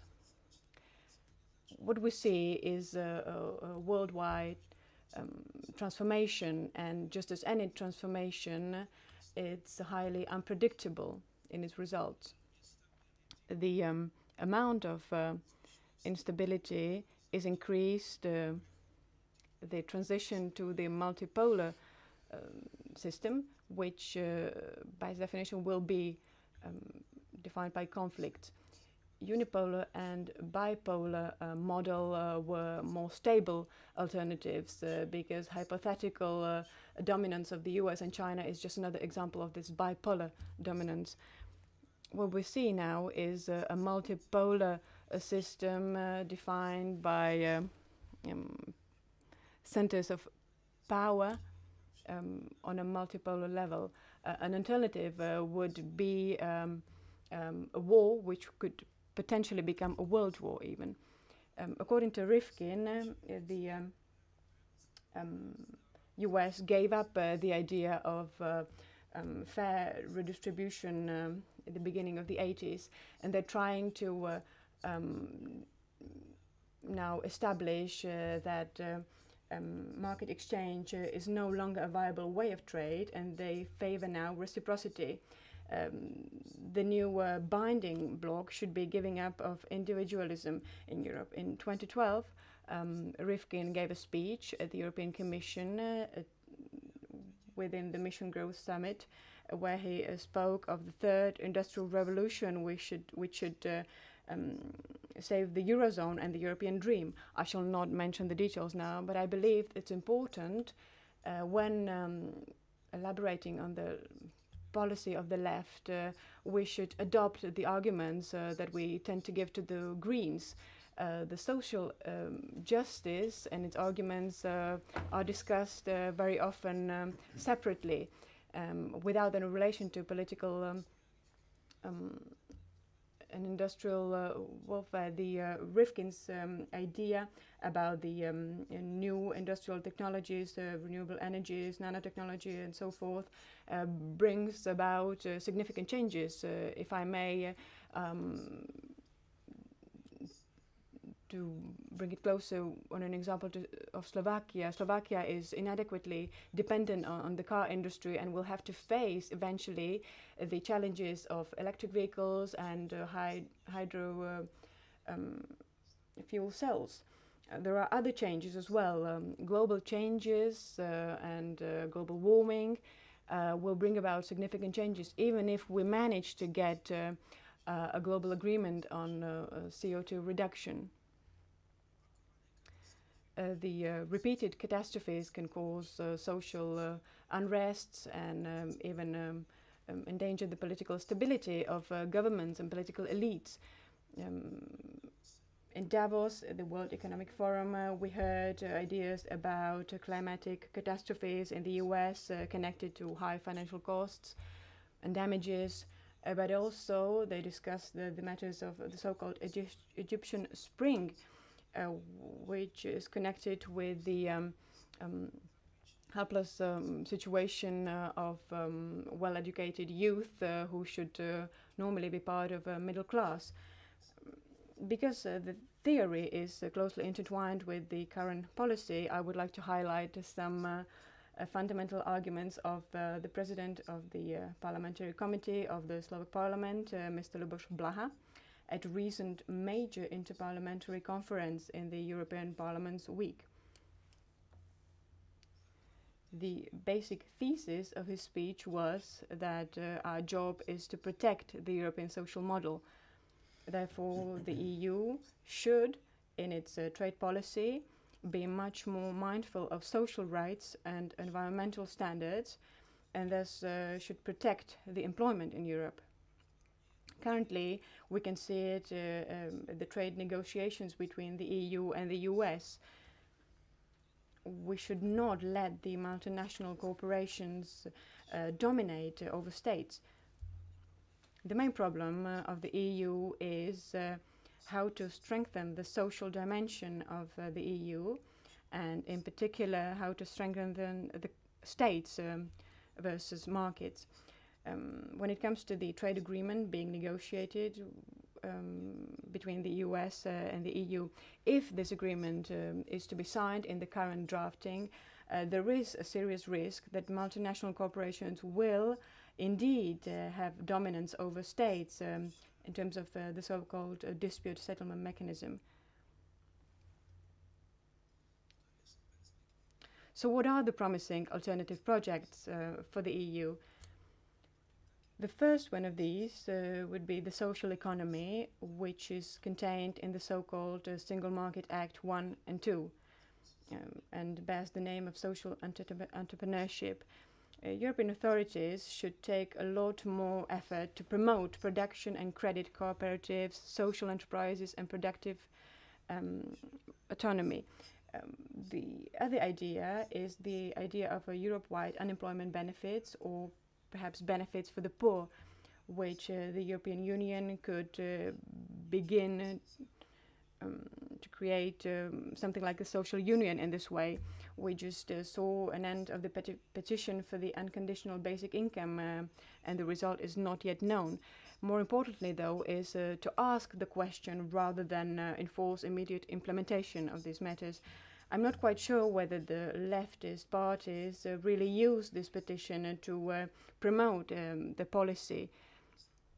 We're currently seeing discussions about the so-called European grants for anybody whose income doesn't reach the level of at least 1/3 of the European average salary. When discussing the unconditional basic income, instead of sophisticated philosophical ideas, I would offer a simple rotation of civilizations, and each of these types of civilization modifies the social relationships in its very own way. The traditional agrarian society was based on social models that are virtually inherited from generation to generation. Industrial civilization brought about a major qualitative leap in labor productivity, and that required social mobility from the relations of dependency of commodity. We saw the introduction of personal dependence. So we saw that instead of an aristocrat, there was a contract, a work contract all of a sudden. Most of the population of the third world, and partly also the population of the Western world, feel themselves superfluous because they cannot find an employment in a system that quite absurdly presumes a full way of employment for everybody. The fundamental problem of a post-capitalist globalized society is how to ensure a minimum degree of human dignity and a way of living a meaningful life for those who most certainly not only through the fault of their own felt outside of this generally set model, or perhaps they even considered that they shouldn't have been born in the first place. The American sociologist Eric Olin Wright urges the change of a balance of power in relation to capital. The workforce is being treated as a commodity, but if the workers could meet their needs outside the labor market, their real labor force would stop being a commodity. That is the term of decommodification, and I'll come back to that later. Also, in strengthening the role of civil society, in organizing economic activities, and in improving the importance of non-market social economy, we would achieve these changes. It would also increase the bargaining position of individual workers and trade unions. The idea of an unconditional basic income would change the basic paradigm of work and of labor. If we consider a full work activity, only work and an employment contract, then this type of work in this post-industrial or post-capitalist society, there will be a shortage of it, because modern technologies basically replace this type of labor. The proof of this deficit is the fact that the middle class is getting poorer and poorer, and we also see the spreading of precarious work. From the policy of leftist parties requiring the return of the post-war welfare state, where full employment is there for everybody, is just dead-end street, and it's not realistic. The argument that anybody who makes enough effort in seeking work can actually find work is not a real one, and is basically part of the right-wing demagogy. The left-wing parties can perhaps try to maintain the number of jobs we have, or perhaps stop massive layoffs, but we cannot sacrifice the social stability to maintain the level of income for the capitalists. A meaningful discussion implies pluralism both in theory, and here I'd like to support what Mr. Rubitz has said. Theory might provide normative scenarios of going beyond capitalism, but those should be alternative scenarios offering different social and economic models. For instance, if the idea of an essential basic income were imposed, that would be the basis of a new paradigm of labor. Labor and work would no longer be forced, it would pertain to the sphere of freedom. Now I'd like to refer to the well-known work by the Harvard-based philosopher Michael Sandel, What Money Can't Buy, which was published recently. Contrary to the situation in the 19th century, Sandel believes that over the past 30 years, markets and market thinking have penetrated those areas of life who were traditionally subject to non-market customs. And he believes this is one of the key changes of modern times. Markets are used to redistribute values such as education, health, public and national security, judiciary, environment conservation, leisure, propagation, and other public goods. Any discussions which goods could be subject to purchases by money or which not face two objections. The equity objection focuses on equity as expressed by market choices. The objection concerning value impairment looks at norms and behavior which through market relations could be destroyed or weakened. The first objection deals with the freedom of choice under equal conditions. Unequal negotiating conditions undermine the equity of agreements already concluded. The point is that markets are not only a mechanism of functioning, but they also express values. The argument concerning value impairment assumes that societies without unfair distribution of power and assets should have public goods which cannot be bought for money. In other words, that market values may displace non-market values which deserve special attention. And now more concerning decommoditization. In broad terms, I view this as the removal of the dominant position of exchange values for the benefit of utility values. As known in Marxist terminology, these are the two chapters of the first volume of Das Kapital. This is overcoming the commodities fetishism. The reputable German sociologist Klaus Offer pointed out to the fact that those areas of societal life which have been decommoditized under the welfare state may be formed through political struggle and assume the form of autonomous social subsystems focused on the production and distribution of utility value. The argument that the idea and system of capitalism is okay and what it takes are just small adjustments. This scenario of temporary consolidation is similar to the desperate attempts to defend real-life socialism before it collapsed. The revelation of the dominant ideology of growth, which in advanced and rich countries deepens the systemic crisis, and in the third world leads to attempts to catch up. All these deepens the disproportions about the advancement of industrialization and available natural resources. Part of this ideology of non-sustainable economic growth, and sometimes left-wing politicians don't like it, but part and parcel of that ideology of a non-sustainable economic growth are the demands for full employment. This, however, does not reflect the advancement of technology at present. The point is to make sure that human labor and human personality should stop being a commodity.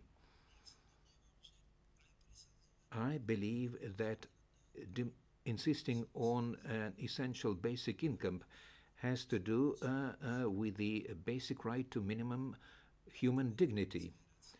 The new type of economic rationalism will be based on decommoditization, on proposing a utility value at the expense of market value, and on the knowledge that non-market values deserve special attention, especially with regard to public goods. Paradoxically, the system of the administrative command economy also had certain elements of decommoditization. That system was also described as the Soviet model.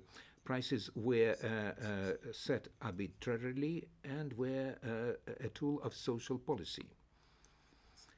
For instance, the prices of basic foods had a negative turnover tax, and they were lower than the production costs.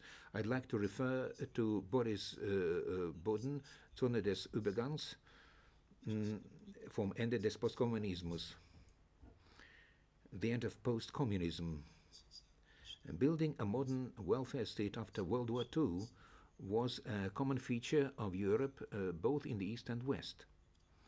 The October Revolution made it possible to establish a welfare state on the periphery under the political framework of the dictatorship of the proletariat. The liberal democratic social models in the advanced centers of the capitalist system were also a result of the hard struggle of the working classes based on the principle of people's sovereignty. Both these two diverse institutional frameworks were usurped by the political elites. At the center, it was partycracy, the supremacy of a club of parties which presented themselves as the representatives of the people. On the periphery, it was the bureaucracy, the supremacy of a party which made believe it was representing the proletariat. When in the 1970s the classical Henry Ford capitalism model found itself in a crisis, and when capital invested in industrial production was generating diminishing returns and started to shift to the financial sector, the political elites of the center started to give up the traditional social democratic line, and ultimately they imposed, sometimes in brutal ways, neoliberalism on their societies. On the eastern periphery, the party elites were unable to preserve social because they brought about their collapse, and they were overthrown by the masses. For a short period of time, there was a promise of socialism on the historical horizon, including human rights. However, wild capitalism became the reality in the East.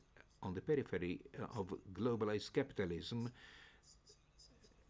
these radically threw away the shackles of socialist and social restrictions, especially gave up all forms of societal solidarity. Transition to capitalism was accompanied by radical changes in ownership based on criminal privatization, without any resistance on the part of those disenfranchised, and people gave up their social rights without any resistance.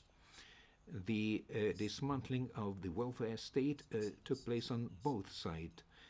The experience of social solidarity was wiped out, or should be wiped out, from historical consciousness to make sure it does not recur in present. Why have I chosen to use this lengthy quotation? The point is that we have to look for alternatives, and I believe it could consist in decommoditization, which means contemplating non-capitalist alternatives to societal arrangements. We should ensure that politics have the upper hand over the arbitrarianism of the market. We should overcome neoliberalism.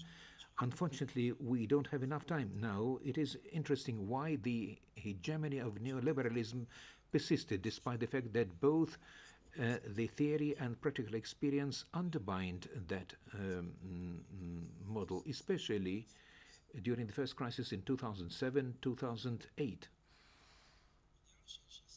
In the next section of my presentation, I'd like to look ahead for the future, at the future of capitalism over the next 50 years.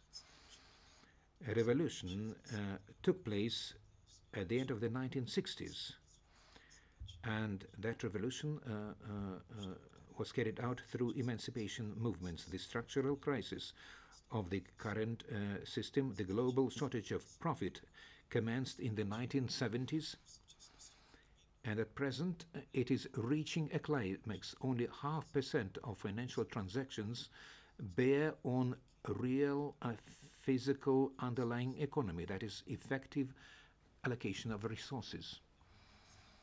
The prevalence of financial flows means that protests by the marginalized and the excluded focus on their political demand for recognition. We are now dealing with Generation Y, people born in the early watershed 1990s. They have available to them unheard of technological achievements, but also they have enough reason not to believe the established institutions and models. This generation will be in their prime during the crucial period of change. I am quoting Slavoj Žižek. The danger lies in the fact that the dominant interpretation of crisis will be provided not by that who wakes us up, but by those who let us dream on. In other words, this would be the worst possible position, like ostrich burying its head in the sand.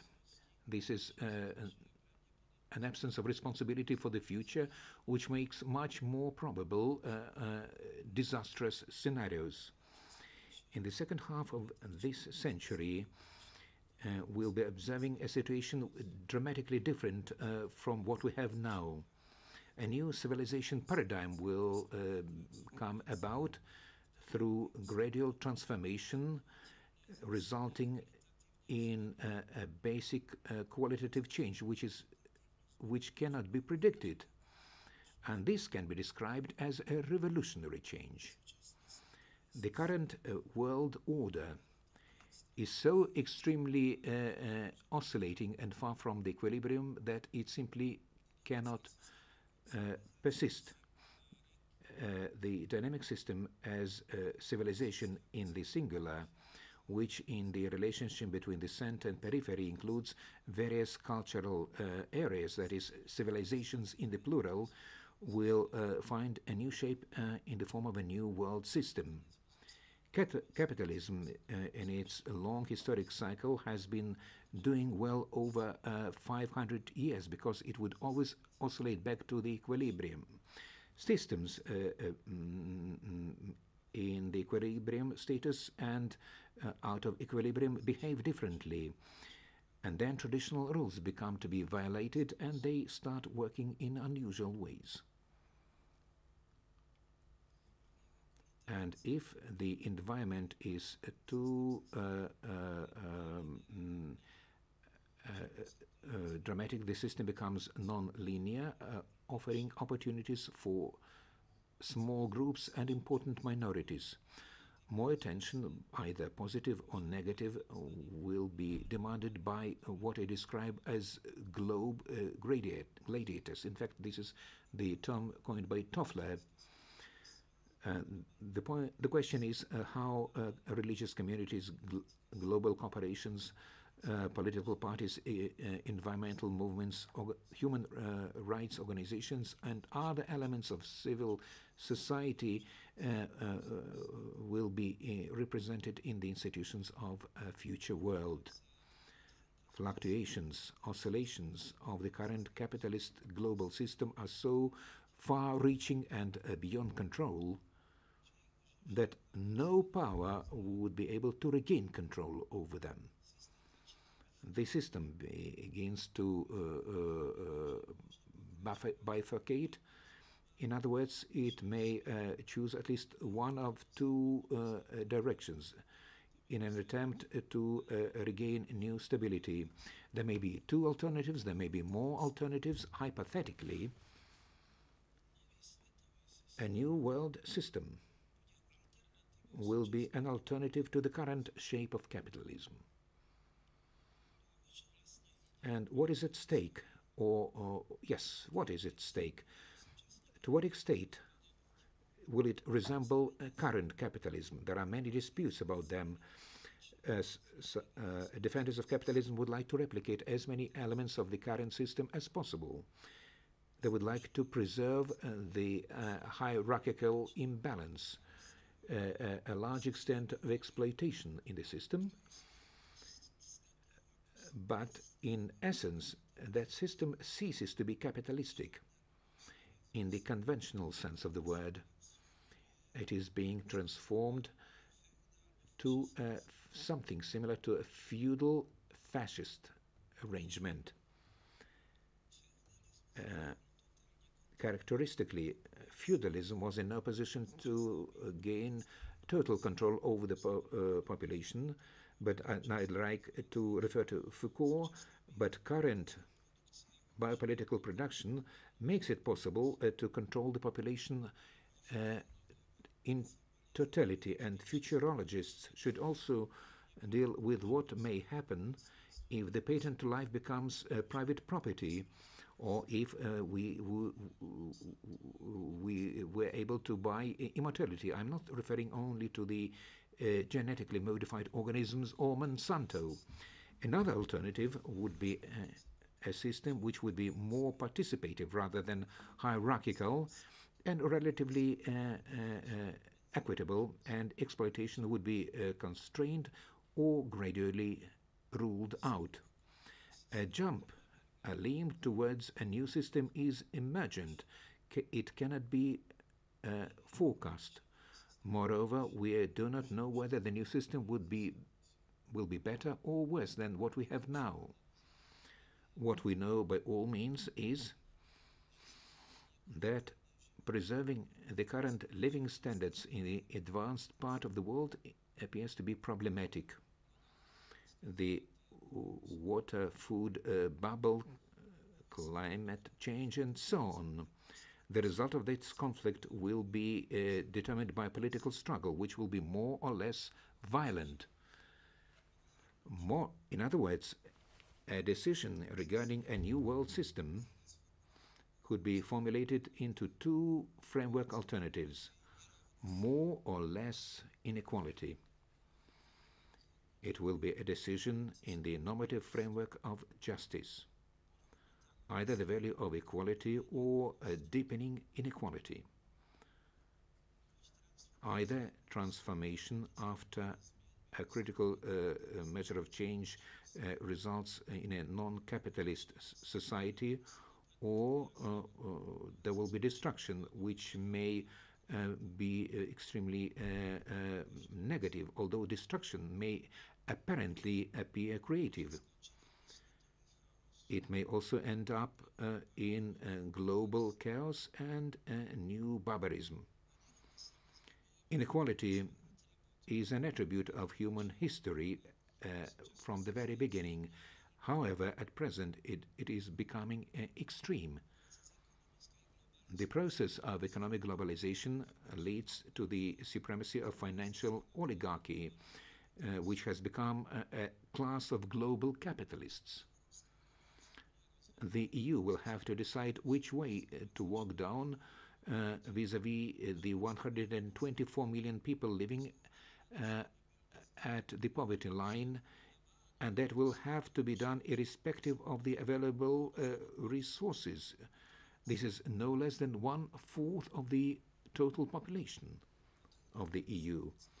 Moving away from a disastrous scenario could be defined as two alternatives of creative destruction. The first would be sustainable society, and there may be an optimistic and a pessimistic sub-alternative, and the other alternative would be coming back to feudalism. The alternatives are different in the measure of creativity as well as in the measure of accompanying destruction. The way out is a realistic assumption, and we've heard it today. The assumption that in the short term, the right-wing model of fascist populism will be more likely than sophisticated attempts of the new left aimed at gaining support for non-capitalist alternatives. Fascism, disposing of sophisticated control technologies, is a way for a ochlocracy to retain control over the population and to decimate that part of the population that is surplus. As regards sustainable society, the first alternative, in both versions, there will be a normative imposition of global recognition and global justice based on common ownership. In other words, there will be a consensus on some form of global government. In the first instance, we would be able to stop wasting resources thanks to advanced technologies, and the benefits will be used for the benefit of the entire world. In the other version, after most resources are depleted, we will be facing this industrialized austerity economy of dignified poverty. The philosopher Hans Jonas predicted benevolent ecological despots. If a sustainable society is not there, even through fascist methods, we will keep on dreaming, and the crisis will continue, and the status quo will collapse, and any ability of a positive return would be not feasible, because the point of no return will have been passed. The fascism of the 21st century will likely result in a new feudalism of separatistic enclaves with a war where everyone is fighting everyone, and it is close to similar forms of anarchy. By the notion of feudalism, I imply a system where security is in short supply and there are only relations of dependence between the lord and the vassal, and an equilibrium will be reached through regress. Complexity would be diminished, and a return to sophisticated civilization could take too long. In conclusion, I've mentioned the risk consisting in dreaming on. Therefore, I'd like to end using an aphorism which I very much like. Walter Benjamin, in 1940, was afraid, and he had reasons to be afraid, that humanity would be moving on like a train along lines. I'm quoting him by saying that he is moving along the lines. Marx said that revolutions are the locomotive of world history, but perhaps things are very different. It may be that revolutions are the act by which the human race traveling in the train applies the emergency brake. In other words, the idea is to use that emergency brake. Thank you. Thank you, Professor. Ďakujeme pekne, pán profesor. For very interesting thoughts. We had the honor to have in European Parliament Jeremy Rifkin. Professor Jeremy Rifkin had the lecture here in European Parliament and provoked some colleagues from European Parliament to initiate the concept of the third industrial revolution. This group was led by Professor Vittorio Prodi, and it was inspired by his book by Jeremy Rifkin, The Hydrogen Society. The Hydrogen Society was also followed by some initiatives here in European Parliament. But I would mention other concept, so Zbigniew Brzezinski, who ignored the whole life the social problems. In his book, The Second Chance, stressed that the problem of inequality will be the dominant problem of the 21st century. The problem of inequality will be the dominant problem for the whole human race. And that the United States should restore the moral leadership only by inspiring and installing new social model which would be attractive for the rest of the humanity. So it is a very interesting challenge formulated by Zbigniew Brzezinski, and Zbigniew Brzezinski criticized the whole epoch initiated by Ronald Reagan, Bush the senior, and Bush Clinton, and Bush Junior, and because of this neglect of social rights and social model, social aspects of development of the societies, American society especially. The second remark concerns the problem of the feedback. You mentioned, Professor Hohosh, the problem of the feedback. It is known from the theory of systems that the systems deprived of the feedback do degenerate.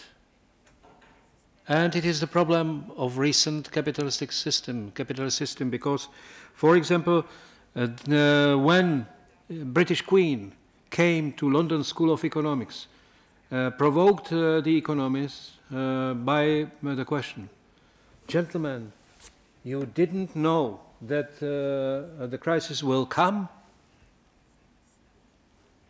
You didn't inform the rest of society that the crisis will come? And after 6 months, they answered, the old lady, and there they declared that it was something unexpected, like a black swan. They took the title from the famous book by Nicholas Nassim Taleb, The Black Swan.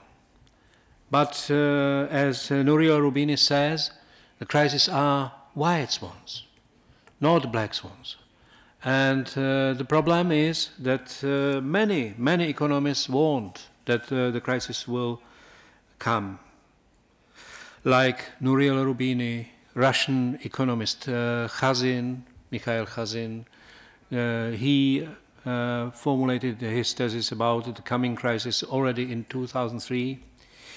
Or Kenneth Rogoff, or Raghuram Rajan. Raghuram Rajan made this thesis on occasion of this festival event dedicated to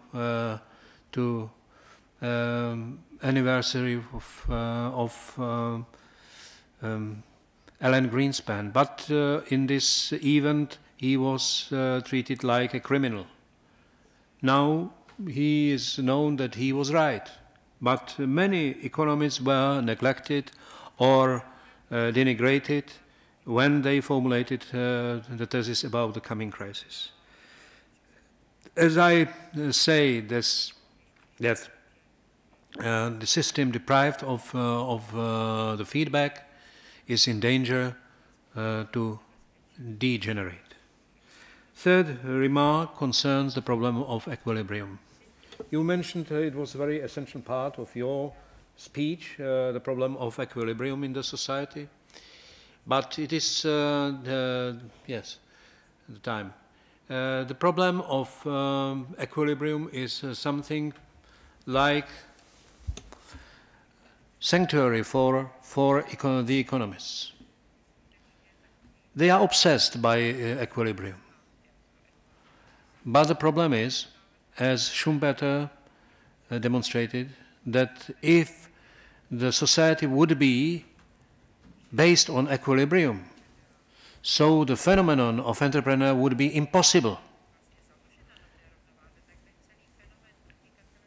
And in fact, as Mr. Kertzner from Austrian School of Economics says, the basis for entrepreneurial activity, for activity of an entrepreneur, is unequilibrium. The existence of these unequilibria is the basis for entrepreneurial activity. So it depends from the type and from the level of unequilibrium. When this unequilibrium is going too high, so the rational calculation of investments, of the capital investment is impossible. When unequilibrium is too low, so the problem is how to find these wide places for entrepreneurial activities. Ladies and gentlemen, it is also the problem of us in European Parliament. When we can hear some representatives of the European Commission, of European institutions, so they are in, I would say, some temptation to regulate practically everything,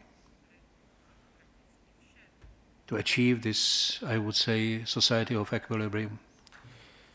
Please forgive me these remarks. So now the time for the discussion.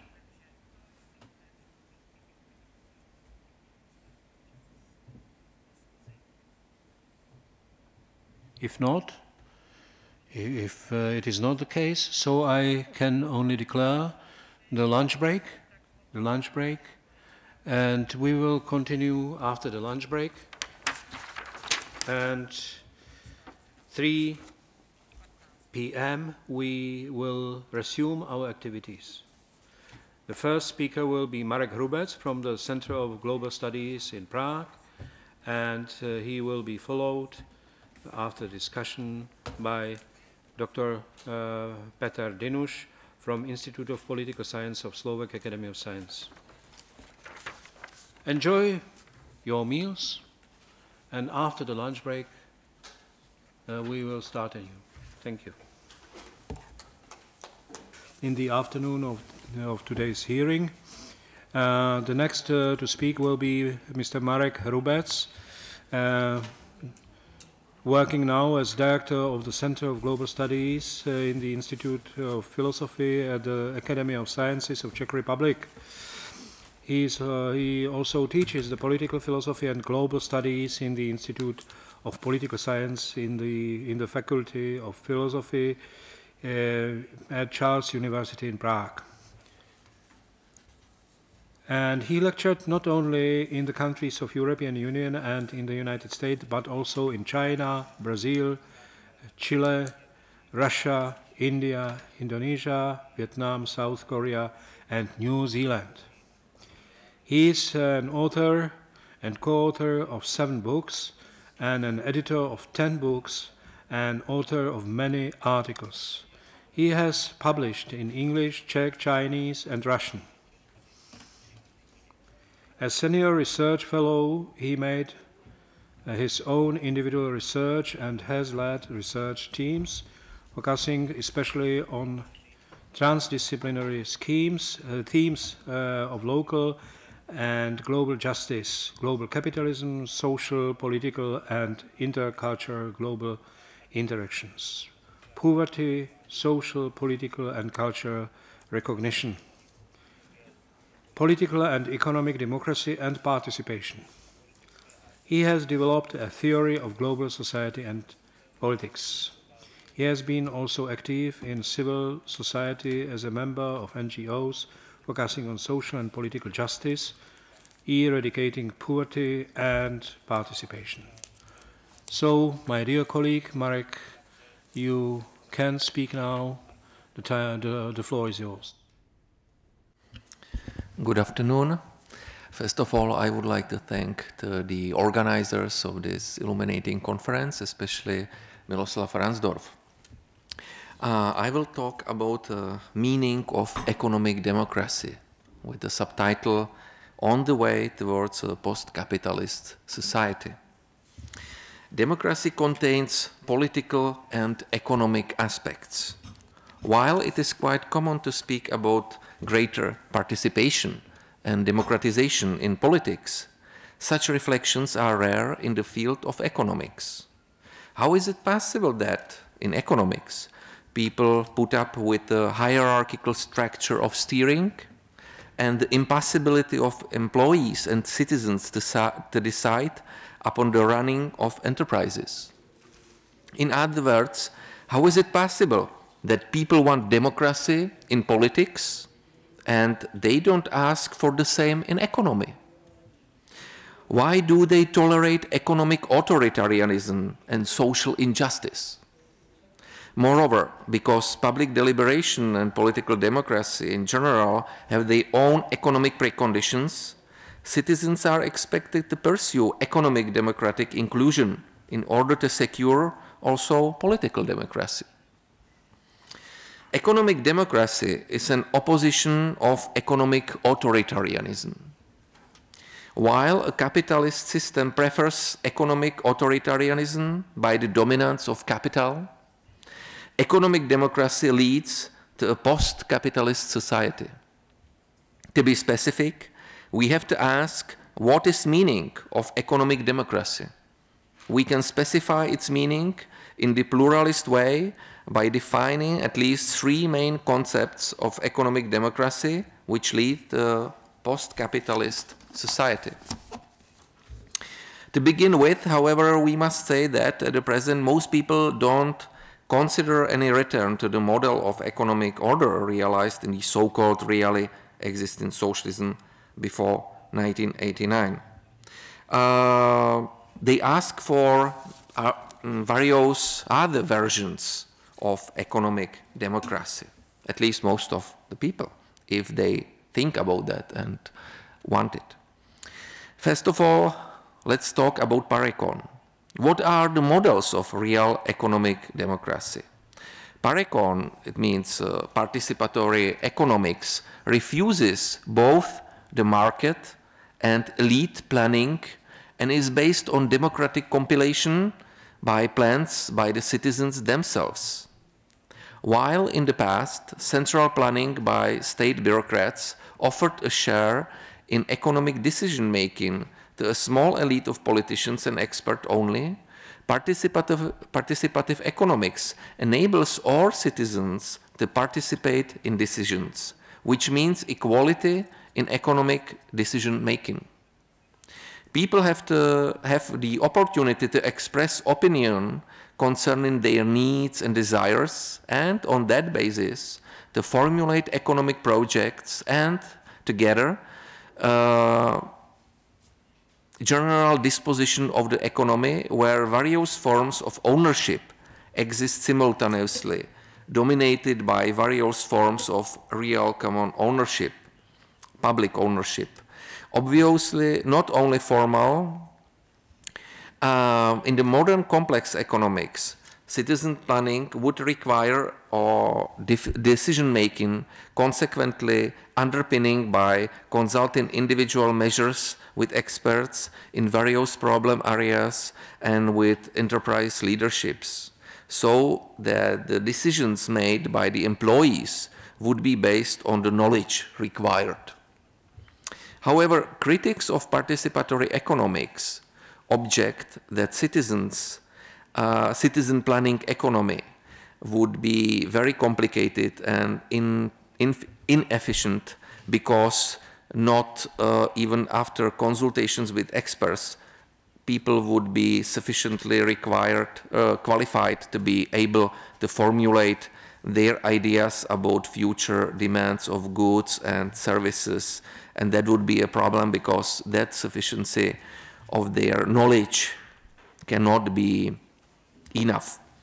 In certain versions of this first model of economic democracy, I mean Parecon, citizen participation in economics is closely connected also to the solution of inequality in the field of division of labor in terms of socially more or less attractive jobs. In Parecon, the worth of each citizen should be divided among several professions and everybody should do less and more attractive work at the same time. It means in the morning I can do something in my office as a social scientist, and in the afternoon I can cook the lunch, for example, for others. So we can do less and more attractive works, or possibly everybody should do only one type of work, but enjoying a mediocre social esteem, so to do something which is not the best job and the worst job. However, such an egalitarian division of labor would be demanding, because it would require that the majority of people would be able to master several professions.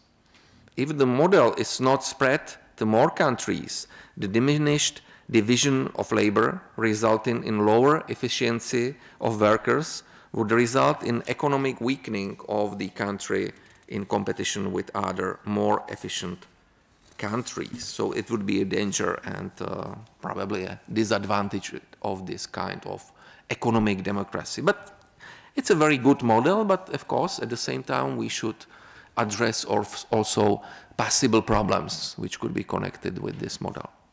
Second model of economic democracy, enterprise economic democracy.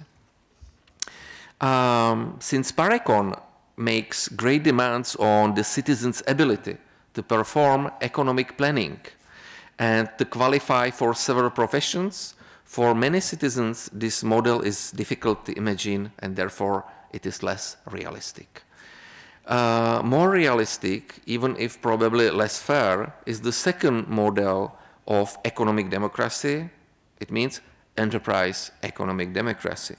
Contrary to Parecon, it admits planning only to a limited extent and leaves most of the space to the market, even if it does not let to operate quite freely because of many regulations in the name of social and economic justice. This type of economic democracy presupposes various forms of collective or public ownership. On the one hand, it implies the removal of a situation where large enterprises are privately owned, especially transnational corporations, which means that the owners can control non-owners or employees, because private ownership is a sort of domination. So we can say that the owners would be employees, to make it clear. On the other hand, this sort of ownership-based economic democracy does not involve any important share of state ownership of the means of production, because there would be a plurality of ownership: state, countryside, town, city, village, cooperatives, and so on. The idea is that in the market there will be competition among various enterprises, held mostly by the collective ownership. These various enterprises will be held in various forms of collective ownership, mostly on the level lower than ownership by the state. As an example, we can mention cooperatives, which still exist today, even if not so much like in the past, before neoliberalism came into existence. At present, most popular are housing cooperatives, for example, in the Czech Republic, from that country. However, for example, in Czechoslovakia, between the World War I and the World War II, the cooperative model was very common. At its end, in Czechoslovakia, there were many thousands of cooperatives, about 100,000 production and consumption cooperatives. One of the most successful examples is the Mondragon experiment in Spain, which comprises not only cooperative enterprises proper, producing kitchen ranges, machinery, and many other products, but also schools, research centers, and cooperative banks, for which it serves as central. The whole complex grew to 53,000 cooperative members, among which many women in leading positions. Contrary to the majority of contemporary enterprises, in which most women are discriminated against in various ways and receive lower wages than men for the same work, in Mondragon, on the contrary, there is a greater justice between men and women. At the same time, the products of the complex are successful even beyond the boundaries of Mondragon and Spain, for example, in Latin America, China, and USA, and so on. It is true that neither in Mondragon nor in the First Republic of Czechoslovakia between the world wars, the cooperatives have represented any state or macro-regional model envisioned by the enterprise economic democracy, but it is an inspired example worth following. Another type of collective ownership can be, as I mentioned, town, regional, or possibly state enterprises, as well as other forms of common ownership in which the citizens can really be in charge and where in the exertion of their ownership they are not replaced by political or bureaucratic elites. Each employee has one vote in general. It's not just like that everywhere, but in the model it is like this.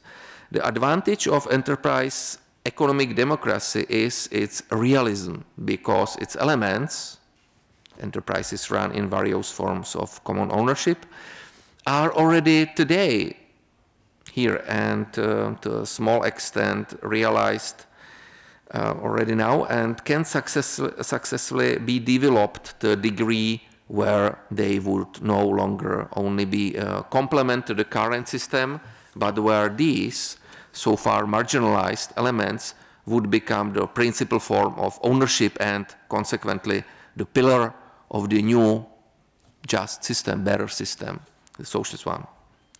The disadvantage of this system of economic democracy is the fact that owing to the competition environment, like the case in the current system, the market results is considerable inequality among the cooperatives and other public enterprises, and that these inequalities produce unequal and conflicting relations among the employees. An important component and correction of this model of ownership-based economic democracy can be the participatory budgeting, which enables the citizens not only to decide on the elections of a politician or a party and its program, but also on the budget, or at least part of the budget of a village, a town, or a region, or a state. At present, participatory budgeting is in more than 2,000 towns, regions, and institutions in the world, especially in Brazil, 2,000. In Brazil, 300. In Brazil, 300 towns and several states, Brazil states. But also in Europe, in Germany, France, and other countries. Participatory budgeting is able to remove deficiencies in the decision-making of politicians who often give priority to their interest over the interest of the community. So it's possible to cooperate between citizens and politicians here. At the same time, this system reduces deficits, inequalities, and tensions caused by the market. If the citizens decide on political programs and at the same time on the directions of enterprises and their budgets, they remove, at least to some extent, tensions among them, because, as a matter of fact, they set limits to inequalities. Together with other elements of this model, the participatory budget could create a sort of transitory model between economic democracy based on ownership and that based on autonomy. So it creates a cooperation between citizens and politicians, and it can create a better model of economic democracy. The third model, autonomous economic democracy. So this third model, which does considerably diminish the above-mentioned tensions existing between enterprises in the market and consequently people is precisely the third model of economic democracy, autonomous economic democracy. It is true that this model has a more complex organization than the previous one because, in a complex way, it removes the above tension, but at the same time, it is a very realistically conceived model, not difficult for citizens to understand and put in place. It contains three basic elements: the market, employee autonomy, and social control of investments, or let's say a kind of planning. As to the employee autonomy, each employee has one vote, as in the previous model. The employees form employee councils in which they deliberate and, in cooperation and after consulting the enterprise leadership, make decisions. However, to avoid a situation in which, in a competitive environment of the market, the employees only strive for the profit of their own enterprise to the treatment of other enterprises, thereby causing great inequalities, in this model of economic democracy, they don't own their enterprises. The enterprise ownership is collective on a higher than enterprise level, especially on the level of the state or country or county or town. However, the employees do fully manage their enterprises and decide on the division of profit among themselves. Since they can divide the whole net profit among themselves, they are motivated to manage their enterprise in an efficient way. Nevertheless, the employees can't sell the capital fundament and divide such profit among themselves, since they are obliged to leave the capital fundament intact. They are unable to tunnel out the respective enterprises. So they have to respect that it's common. They are not just owners in that enterprise, in that company. Like the case is in political democracy, where they can't sell their vote in parliamentary elections and become subjects or slaves in the spheres of politics. In economic democracy of this kind, they can't sell their share in economic decision-making and become slaves in their workplace. When managing the capital fundament, obviously, a certain depreciation fund and investments for repairs and so on, repairs and acquisition of new means and services are taken into consideration. If an enterprise, a company, is not efficient and does not produce a result on the level of minimum wages, after some temporary or financially limited attempts at its revitalization, it has to be closed. The employees who leave the enterprise acquire then the same rights, one employee, one vote, in another enterprise. So they are not unemployed, but they can get jobs in other companies and also voting rights, their economic voting rights. Where, with the help lent by the society, they will be able to get new jobs, as I mentioned. Each company pays taxes gathered in common investment funds. Social control of the investment, public control, is managed through the intermediary of these funds, which are managed by public banks.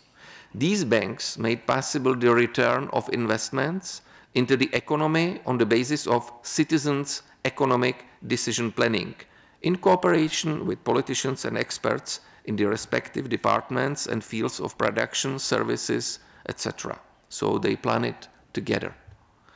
It is true that this common decision-making on the investment of means in specific enterprises or in the foundation of new ones, together with regulation and corrective interventions, is in inefficient enterprises is a common citizen project, but it only constitutes a framework, not an overall planning, because in this system the role of market is also respected. So it's a combination of planning and market in the name of social justice, and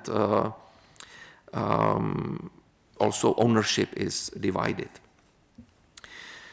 So let's move to the comparison of these economic models.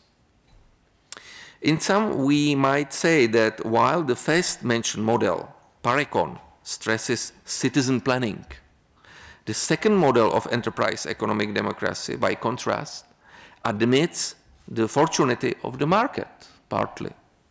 From this point of view, the third model of autonomous economic democracy is a middle way between these two poles, because it does accept the market partly, but establishes social control over investment, a kind of planning on the public level. In addition, the difference between enterprise and autonomous democracy consists in the fact that the enterprise model, while making possible collective ownership inside, within enterprises, companies, does cause conflicts and inequalities, partly, among enterprises and, consequently, among people.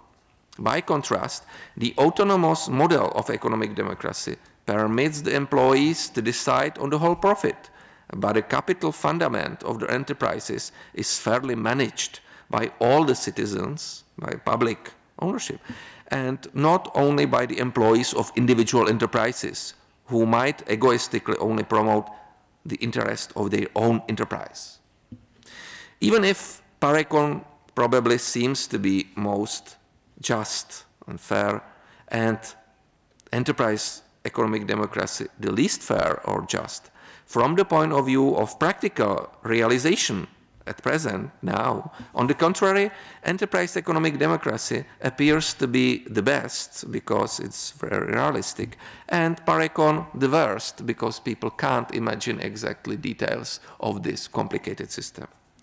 As the autonomous economic democracy, from both these views, it is situated somewhere in the middle between the first and the second model. Obviously, the various types of economic democracy, be they called democratic socialism or something else, can include even other forms which in this short contribution I have to leave aside, but I want to offer three ideal models concerning ownership and concerning planning and market, because as you know, these characteristics, market and planning and kinds of ownership, are defining characteristics of socialism and capitalism. Some of the above-mentioned proposals for democracy in economics already have their complex historical parallels, including attempts at the introduction of economic democracy in Czechoslovakia, for example, since the 40s, then democratization in the 60s, and again in the second half of the 80s during the perestroika. And again, at the beginning of the 90s for a short period of time. Even if none of these efforts have resulted in fully developed realization, Otashik, Jaroslav Vaněk, and other prominent persons, authors, are again coming an inspiration for current and future economic parents. I want to point out that when promoting economic democracy, or let's say democratic socialism, it is not only the economic system itself which is the issue. It must be, of course, taken into consideration that economic democracy is prerequisite of full realization of political democracy. Also, cultural issues are important. And in this sense, the requirement of economic democracy is also formulated as link with the requirement of political and cultural democracy, which, however, is not yet sufficiently realized, of course. At the same time, the development of political democracy requires more elements to be included in politics. It means referendum, citizens' initiative, deliberative democracy, and other innovations, which in turn can impact back on economic democracy and reinforce it, thereby also strengthening social justice. It is the way beyond a capitalist society and towards a post-capitalist society.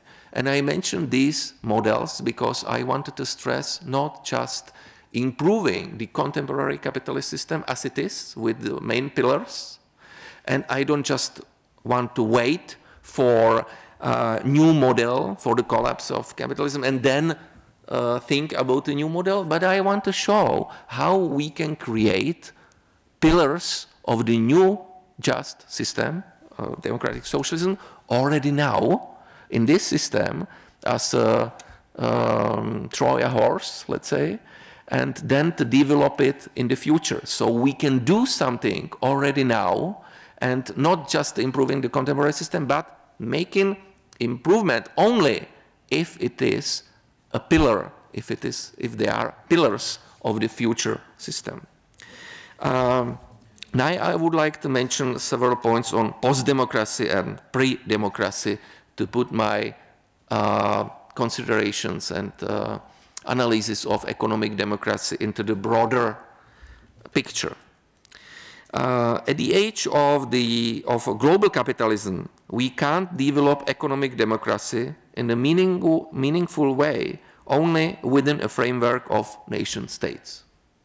Nation states, especially the small ones, fail because they are too small units to manage the big transnational and global problems which go beyond the boundaries of nation states. Of course, nation states can do something, but in fact, not too much. In the current transnational and global phase of the political and economic development of the European Union, there are two elements, I would say. First, it is characterized by a partial shift from a democratically oriented arrangement of individual nation states to their weakening under a post-democratic regime which results from the economic and financial order of global capitalism and other factors increasingly limiting the recognition of citizens in their democratic decision-making within individual states and also their social justice. If these global post-democratic tendencies were to strengthen and the reactions to them were only illusory attempts by weakened nation states at national isolationist resolutions, part of which tend to be only intergovernmental adjustments, then future developments could well be painful and agonistic. A second element of the current transitional phase is a gradual expansion and shift of political authority to the European level, which has seen the birth of the possibility of a fuller political and economic recognition and citizens through attempts to set up a democratic decision-making structure concerning, political and economic democracy, which might gradually be able to take on further confederative, federative, and similar characteristics, and thereby realize the hopes placed on the transition from the current status, from the current situation in which there are not sufficiently developed economic and political structures at the European level. It means especially economic democratic deficit. To put simply, while the role of democracy in individual states is being reduced under the current pressures of global capitalism, the European Union as the whole is slowly and gradually developing its supranational democratic structure. For this reason, it is necessary to balance post-democratic economic tendencies and weakening of democracy in nation states through the gradual transformation of the European pro-democratic arrangements into a full politically and economically democratic European decision-making structure in order to make a European Socialist Union. Of course, it is not an easy process because players in the post-democratic structures of global capitalism are also trying to appropriate European integration for themselves. And it is closely connected with another point of my paper, which is absolute sovereignty versus shared or divided sovereignty. Transnational problems require also transnational and supranational solutions. It is necessary to analyze problematic interactions between national and macro-regional, in our case, European levels. A discussion on absolute and shared models of sovereignty reflects one of aspects of these problematic interactions. Whereas the supranational formations, which arose as a result of the integration of independent units, had on occasion to resolve the problem of absolute sovereignty, other large unions crystallized in another way, as shown by the case of India, for example, and other similarly integrated countries, and could therefore build on the concept of shared sovereignty or divided sovereignty. The organization of these countries was long considered by Western authors and Western politicians to be an anomaly which did not fit within the otherwise dominant type of explanation and reality for the creation of a state. That is the concept of a sovereign state, an absolute state, as it was interpreted in the classical manner in modern European philosophy. It means, I quote, the monopoly sovereignty articulated by Western absolutist theory was a reaction to the various forms of society, be they liberal or authoritarian, medieval or later, in which sovereignty was divided and shared. Unquote. As a consequence of the violent development of society and growing fears of a war of everyone against everyone, Hobbes advocated submission to an absolute sovereign in the interest of survival. So everybody was submitted to the king, absolutist monarch. The defense of absolutism and the absolute sovereignty of the state, as presented in Hobbes's Leviathan, were later reformulated by Rousseau into a legitimization of the sovereignty of the people, with the absolute sovereignty of the state being retained. The idea of the nation state is based on this indivisible sovereignty. In the Eurocentric way, various forms of limited and shared sovereignty in federalism or other supranational forms have been considered exceptions and outdated forms of development. But that was very Eurocentric or ethnocentric.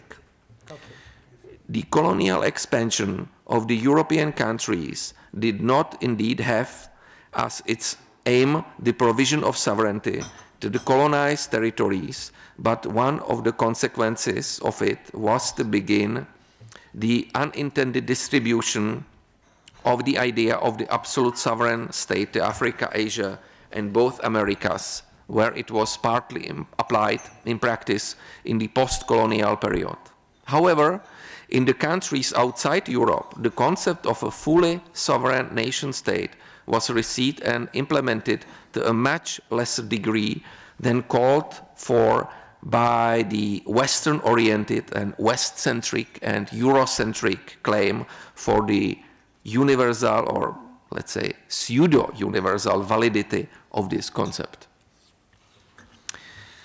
The theory and practical attempts at implementing an absolute sovereign state are based on the problematic assumption that this kind of statehood is a higher level of development which surpasses the divided, shared, and negotiated sovereignty of a real, pre-modern, more complex multinational state identities marked by authoritarian and hierarchical characteristics. However, the submission of the people for a king was not always matched by a move from shared sovereignty to unlimited sovereignty. The fact that this actually occurred in many cases was not, however, a matter of necessity or deterministic logic, but it was merely the result of an historical situation, which was not necessary. The sovereign state sometimes took the form of an absolutist, authoritarian state, and at other times that of a democratically oriented one. But more complex forms with shared sovereignty were also authoritarian or democratic, both. Both empires and federal democratic forms. The important thing is that while absolute monopolist sovereignty of a state is characterized by uniformity, the shared sovereignty of a larger union, federal state, or, for example, enjoys plurality and heterogeneity. Jürgen Habermas, for example, in his book on Europe's Constitution, zur Verfassung Europas, correctly points to the specific form of reification of people's sovereignty, which occurs when a citizen's democratic fulfillment is limited by the nation-state's borders and is not allowed to extend into the supranational space, European level, for example, which is only partly developed now. However, I'm of a view that it is even more important to understand the very basis of an appropriate concept of citizen and a man, from which civic self-realization can grow within the national and supranational environment. In this regard, there is the difficulty in historical terms of the modern, especially libertarian emphasis on an extensively, almost extremely individualistic concept of the citizen, who, as a man of property, or bourgeois, is to be entirely sovereign in his decision-making and actions. This concept of citizen was inclined, however, to be linked to the idea of the isolated individual, a modern concept of bourgeois. Parallel to this entrenched separation of man was a concept of the monopolistic sovereign nation state as developed in Western countries, including the separating and isolationist connotations of sovereignty shared with nobody. Moreover, an extended criterion within European history for the definition of state borders, very often only implicit, was the difficult simplification of sovereignty down to sovereignty of an ethnically homogeneous territory.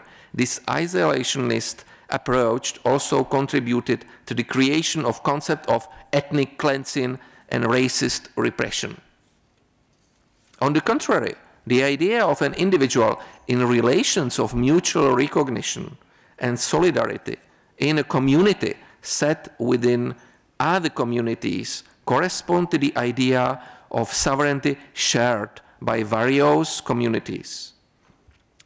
One example is India, which neither before nor during and after the British colonization did not even more go over to the concept of entirely separated absolutist sovereign states, but indeed it was and is characterized by various degrees of federal organization. However, India is not an exception among such macro-regions. Brazil, Argentina, Russia, and other non-Western states feature similar characteristics. Shared sovereignty does not indeed bring with it the potential problems of internal disputes, but it also allows these not to be covered up but resolved through real mutual recognition of the diverse social groups of the population and the creation of the prerequisites for multi-ethnic and multilingual federal structures better able to survive in the contemporary global context. Mutual recognition between individuals is consistent with the relation between states which share their sovereignty on the supranational level and in a spirit of good relations resolve together those internal and foreign problems with which they are confronted. The arguments stem here from an idea of mutual patterns of recognition among citizens within political community at several local, national, and macro-regional, in our case, European levels, as preconditions of constitutional and democratic arrangements. The macro-regional integration tendencies existed earlier, but have strengthened in recent decades, since they are a symptomatic reaction to various, mainly economic forms of integrations of global capitalism, which very often threaten small states which don't have the capacity to stand up to these pressures. The European Union should not be alienated from its citizens and should, on the contrary, be the embodiment of their normative ideal of political, social, and other forms of recognition with social and political justice and shared sovereignty. So my conclusion is that now we find ourselves in a crisis of tension between different social, economic, and political groups of people, and with attempts at pseudo-solutions using various disputes between different nations and cultures. From historical experience, we already know that it will not be enough merely to rely on our current problems disappearing through the deployment of only political democracy. We need a greater solidarity, which can be established under the banner of shared sovereignty on the supranational level. Interconnecting political and economic democracy on the basis of shared sovereignty could be the right way toward European integration and towards post-capitalist society, towards democratic socialism. And of course, these issues have to be solved also at the global level. Thank you for your attention. Thank you, Marek, for this contribution, which was broadly illustrating the problem. When I heard about the sharing of values, I remember the bitter joke from the time of the British presidency of European Union, when somebody spoke about the Commonwealth, and it is said that the Commonwealth is the specific space where the world is not common. And it is also the case of European Union. To economic democracy, we organized once in very remote past as the political group. When I was no member, I had no idea that I will be ever the member of this political group. So in 1998, in the time of this Portuguese year of exhibition, world exhibition in Lisbon, the time when José Saramago received the Nobel Prize for Literature, and as Nobel Prize winner, he was invited to political group to Strasbourg, and it was the most visited event of our political group ever. And then Saramago told very interesting thesis that we can influence through elections the composition of our parliaments and of our governments, but we cannot influence by any way the composition of directing boards of multinationals. And if there is no influence of the public on multinationals, of the composition of directing boards of multinationals, the policies of multinationals, so it is very weak with the strength of our democracy. To social economy. For me, it's a very interesting fact that the share of social economy in the composition of GDP of European Union is 20%. And in Czech Republic and similar states, there is no legal space for social economy, no legislative framework for social economy or solidarian economy, which is very important for European Union.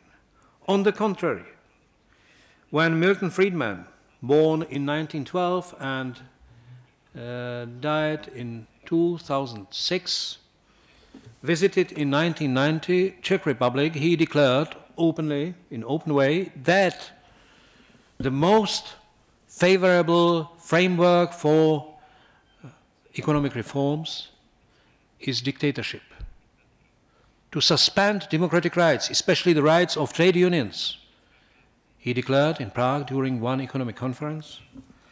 And the evidence for it is his behavior during this tragedy which occurred in the United States, in New Orleans, in 2005. He was still alive.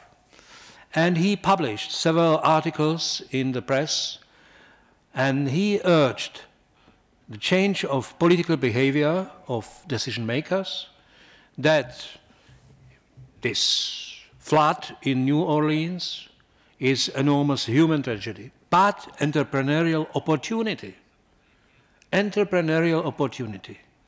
to replace public schools and public hospitals by private institutions. And it has been put into practice. So private schools and private hospitals replaced the public institutions. It is to be found in Naomi Klein, The Shock Doctrine, and there is evidence of articles, quoted articles in this book from these articles by Milton Friedman.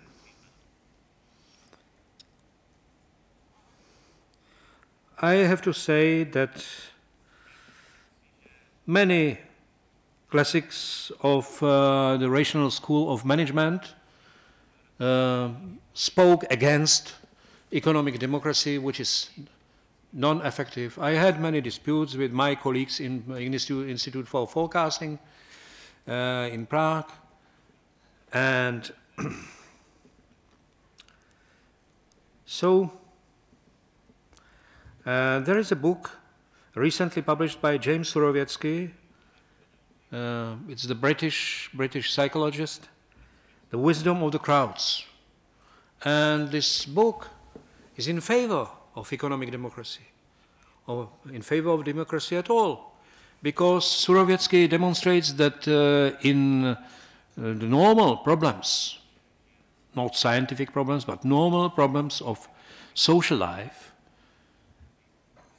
the intuition, the feeling of the many is more reliable than the position maybe of talented, even genial individual.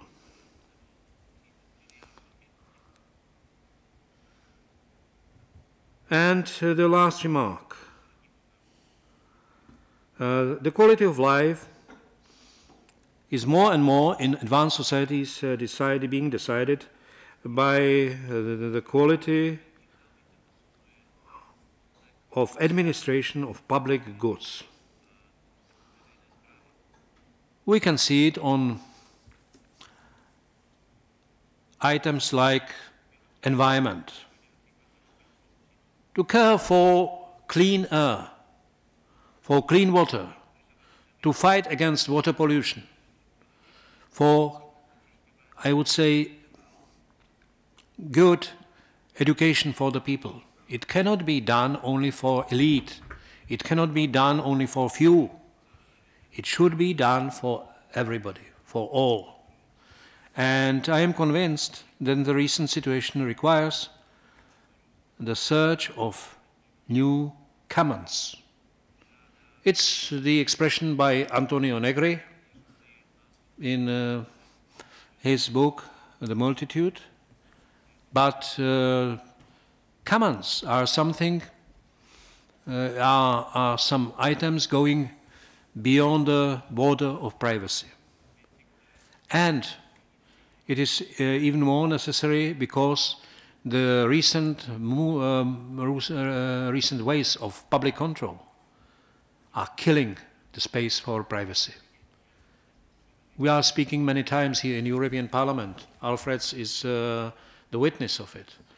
So about the possibility to maintain, to protect the space for privacy. But the privacy is even more in danger, more and more in danger, because of the control of our communications through electronic media, and I think that the search of commons is very important even to keep the balance in the society. Thank you. And now it is the time for the debate, for discussion. Please, some comments, some ideas, some remarks. Alfreds, the floor is yours. I would like to speak not so much about this topic. Unfortunately, I will have to leave in half an hour. And I'm afraid that I will not be able to speak or to say whatever I wanted to say at the end. If you allow me, could I spend some minutes on offering you my final remarks? No reaction, it seems. I'm grateful to all of you who offered their thesis, who participated in the discussion, who was present.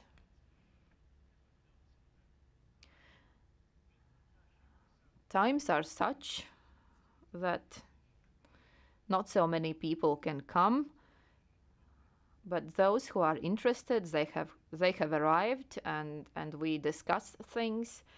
And maybe in the future we have to remember that maybe the topic should be narrower, because we are discussing so many things and cannot come to concrete conclusions. I would like to refer to what Ms. Zimmer said at the beginning of this conference. And it goes very well together with my words about, or was my citation from Marx, who said that the philosophers have explained this world in very many ways, but our task, our challenge is to transform this world. It is difficult to explain, but to change it is even more difficult. And it requires much more time to transform it. Marxists have said, and they still believe, that it is not the economy or the borders of states to transform. It is most difficult to transform the way people think, the way they are used to think. More and more often I hear ideas that I can barely understand. And people say, for example, that there is no economic crisis or financial crisis. Crisis is in our heads.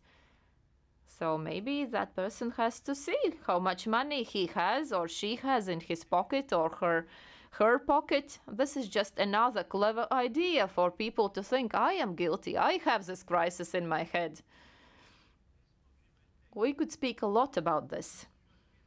Yes, for all these 5 years since I have been working here, we have discussed a lot on how to change things, but there are not so many valid ideas.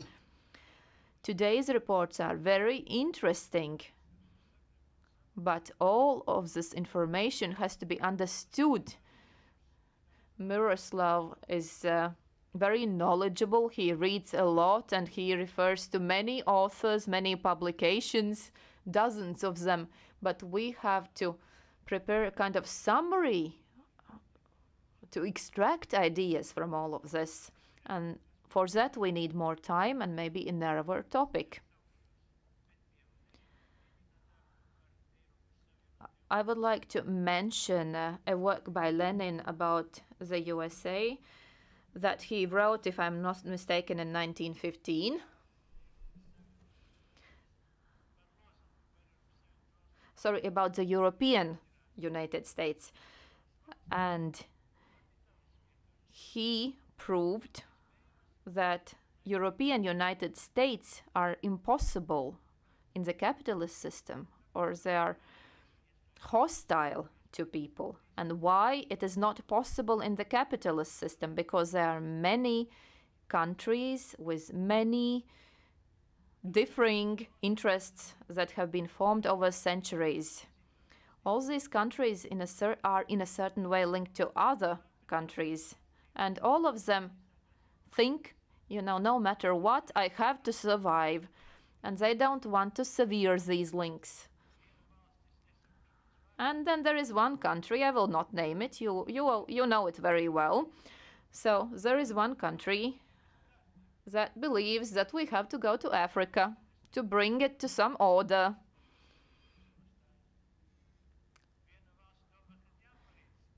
So one country thinks that we should help NATO and the US to bring Afghanistan to some order. And some countries join, the others don't. How can we speak about one uniform union? Why? Because neither the heads of governments nor the people feel like they're part of one union. I really like the ideas that we have created a union of European countries, but we have to strive for the union of the European people. And it goes very well together with what Mr. Hrubeck taught today. So if we have this union of the people, then the shared sovereignty will look completely differently. I will not hide the fact that many new member states, I'm quite skeptical about this phenomenon, because I believe that we should not speed up or accelerate the accession process, because there are many new states that were formed after leaving the Soviet Union or after the collapse of the Soviet space. They lost a lot of their economic capacity, agricultural capacity. Many factories were destroyed, agricultural capacity was destroyed, and they thought, you know, by joining the EU, they will get so much. For example, in the case of Latvia, there were ideas that, you know, these direct payments, direct aid will be adjusted when we enter the European Union. 10 years have passed since 2004 when Latvia joined the EU, and nothing has happened so far. So whatever my colleagues said in these premises about promises made to adjust this aid, actually nothing happened. So why did this happen? Because those that have money, they don't want to reduce their welfare level. And these are very difficult, very complicated issues that the European Union will have to solve. In any case, there is a new idea about the European Federation, but I hear very few voices in support of it. All the MEPs that take the floor, they say we don't want this federation. But they say that we want to live together. As far as I know, currently we have 11 currencies. In the European Union, we have 28 economies, but we still claim that we are uniform or unified and so on. But it is not really true. So if we, the left, want to strengthen this union and get all the benefits out of it, I don't understand why Europe was awarded the Nobel Peace Prize. Imagine how much time has passed since the Second World War, and if there was no European Union, I am completely sure that a reason would be found to wage war, and the European Union has actually made it possible that no wars broke out, because all the wars were fought in these meeting rooms. So if we want to face China, or we want to face the US in the globalized arena, also India, that become more and more powerful, we have to stick together. And how to do it more efficiently. This is the reason why we sit here and why we discuss these ideas. This does not refer maybe directly. Thank you for your commentaries. And before the second round of questions or commentaries, I would like to react. I agree with Alfred's Rubik's that it's important not just to interpret the word, but to change it, of course, as the famous motto says. And that it's important to extract the main ideas and explicate the main models which can we offer. And that's why I talked about transition economic democratic models. Not just give a general overview, but offer, let's say, empirically based normative models. Not just normative theory, but empirically specified normative models, what to do. And I think that it's important also because often we hear about an importance of plurality, especially in politics. But where is the plurality in economics? Many times I hear that the only model is the best one, the neoliberal model. Or, of course, after the crisis, it's a bit different, but still, in the practice, it's almost the same. So I would say, in order to refuse any economic totalitarianism, we have to offer other models of economy and to realize it as well, to try to make it. So I would say that trying to imply neoliberal economics everywhere means economic totalitarianism. And if we want to refuse that kind of totalitarianism, we have to be open and to see other models of economics, and economic democracy in plural is the good way which can be followed, I would say. So this is first thing. You mentioned, Miroslav Ransdorf mentioned a question if economic democracy is effective or not. I think that it is, and I think, yes. You mentioned both sides of arguments, and then you said that it is effective according to your point of view, and I think it is effective. I agree with you. But even if some parts of that would not be effective, still I think that it's worth pursuing that. Because effectiveness is not the only criterion which is important. I would say that, for example, social justice and political justice is also important. Or I can say what to do if, for example, cannibalism or Nazism would be more effective. Would you say that we want Nazism and cannibalism just because these models are effective? I guess no. So you see that it's not the only criterion which is important. And you can say the same concerning political democracy. Many times it's not effective because people have various opinions. Does it mean that we would cancel political democracy? And maybe political dictatorship would be more effective sometimes. But still, we keep political democracy because of political justice, even if it's sometimes less effective. So I would say that in some cases it could be less effective, but in general I believe that would be more effective, as you mentioned. Another thing which was mentioned here was that in post-socialist states, many people are skeptical concerning the more integrated European Union and so, but it's not just the post-socialist states, it's also in other states in the West.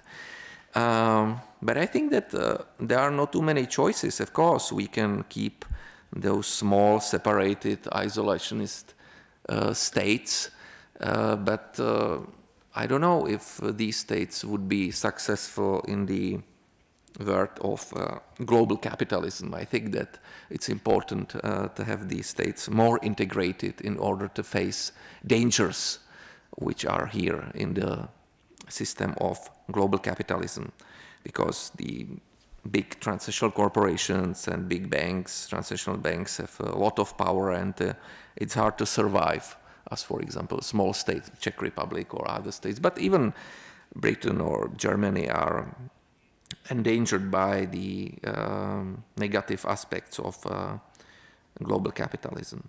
So that's why I mentioned those sentences about the European integration based on shared sovereignty. It doesn't mean that nation states will have no sovereignty at all. They will keep their own sovereignty, villages, cities, state, nation states. But at the same time, they will have shared sovereignty on the European level, and some of them, and some sovereignty also, shared sovereignty on the global level.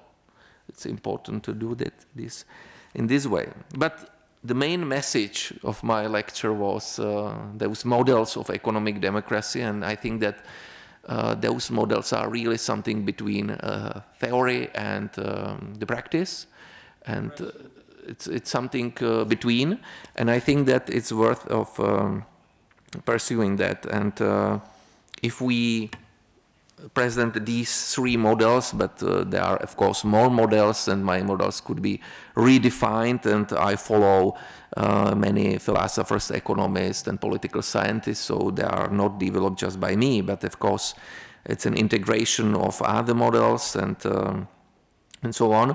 So I think that offering these models would be important, because we hear many times that citizens say, I'm not satisfied with what we have now. It's a big disillusion for many people. But they say, we don't know what to do. We don't hear about any models we can follow.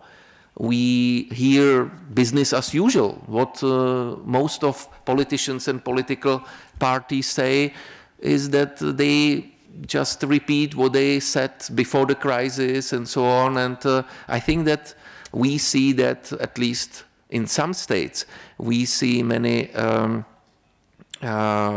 populist, right-wing politicians and political parties which offer simplified models of politics and economics, and they are successful. People elect those people, those populist right-wing parties and politicians win in local and national elections, and that's a big danger. So we have to offer something as well, but not just business as usual, not just marginal points. We have to offer also some models to be stronger in our offers to citizens, and those offers should reflect what citizens criticize and what they see as the biggest problems. And if we are in the situation of the economic global crisis, or maybe after the crisis, but still with the negative consequences of the crisis, we have to talk especially about economic models, economic democracy. Thank you, Mark. You mentioned the Trojan horse. So I would be in favor of the shift from the Trojan horse to dead horse. Maybe I mentioned sometimes. Yeah, it's good now. I mentioned several times this principle of the dead horse, known to the people from the Dakota tribe in North America.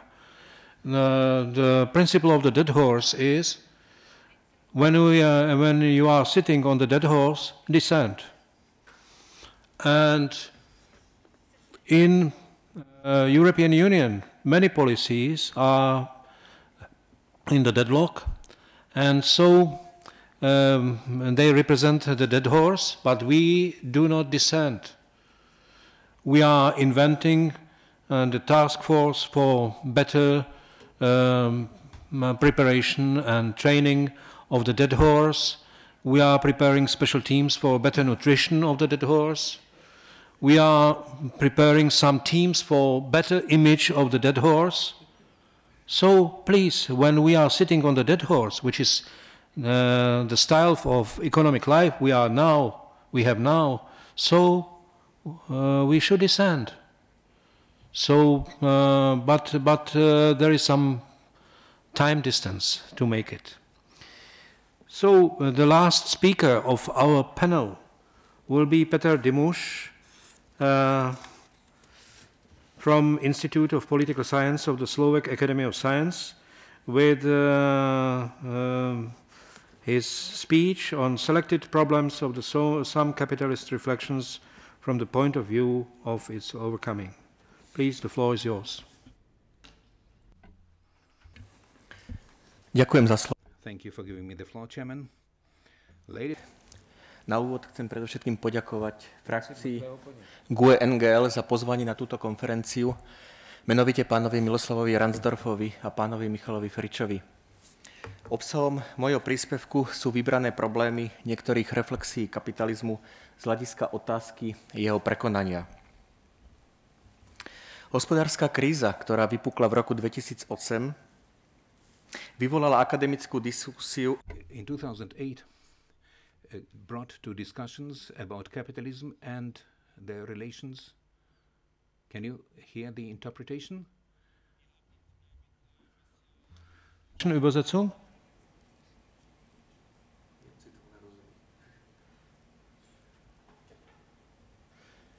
Das besteht noch, ja?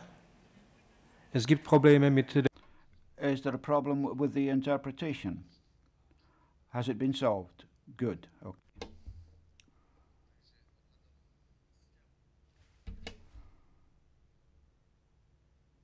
Hnutí proti dôsledkom neoliberálnej politiky a v konečnom dôsledku aj o prekonaní samotného kapitalistického systému.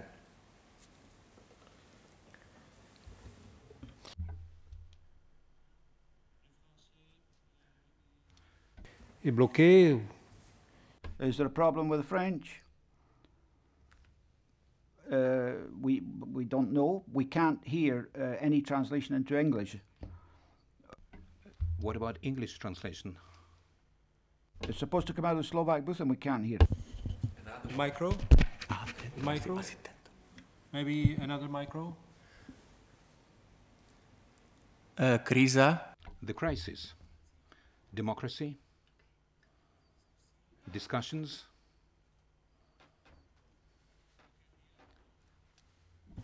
It works? Yes, please say something.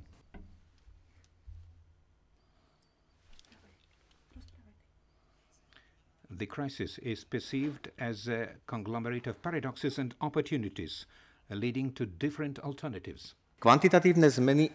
Quantitative changes lead to quantitative shifts. Capitalism and the capitalist class are not predetermined to survive. These may result in anti-capitalist and socialist alternatives as well. Formulating questions about the future of capitalism proper as an appropriate system of society should be at the forefront of current discussions. These discussions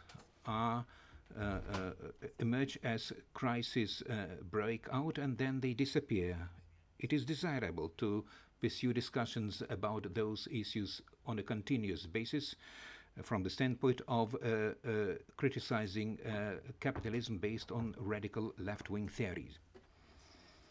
Many left-wing theoreticians reflect the capitalist system as a model of societal arrangements. They consider how effective it is, how appropriate or inappropriate it is, what will be the implications for people and the world. They reflect whether it is able to survive, and if so, in which form and in which way. The survival or non-survival of capitalism should depend on the specific abilities of capitalism, such as the ability to overcome crisis, to achieve a certain rate of growth, ability to deal with problems in society, the ability to satisfy human needs, and so on. These capitalist studies usually do not overlook the class or historic dimension, but in most instances they stick to general issues. They criticize the supremacy of capital, and they don't define clearly the possibilities of alternative arrangements in society, and no one knows where to look for it and what it is, after all. Such conclusions probably derive from the rejection of socialist systems in Eastern Europe headed by the former USSR. David Harvey points out that the fact that there is no political force that would be able to formulate and impose an anti-capitalist program is not the reason for us to try and outline alternative models. This conclusion may be perceived in a regressive fashion.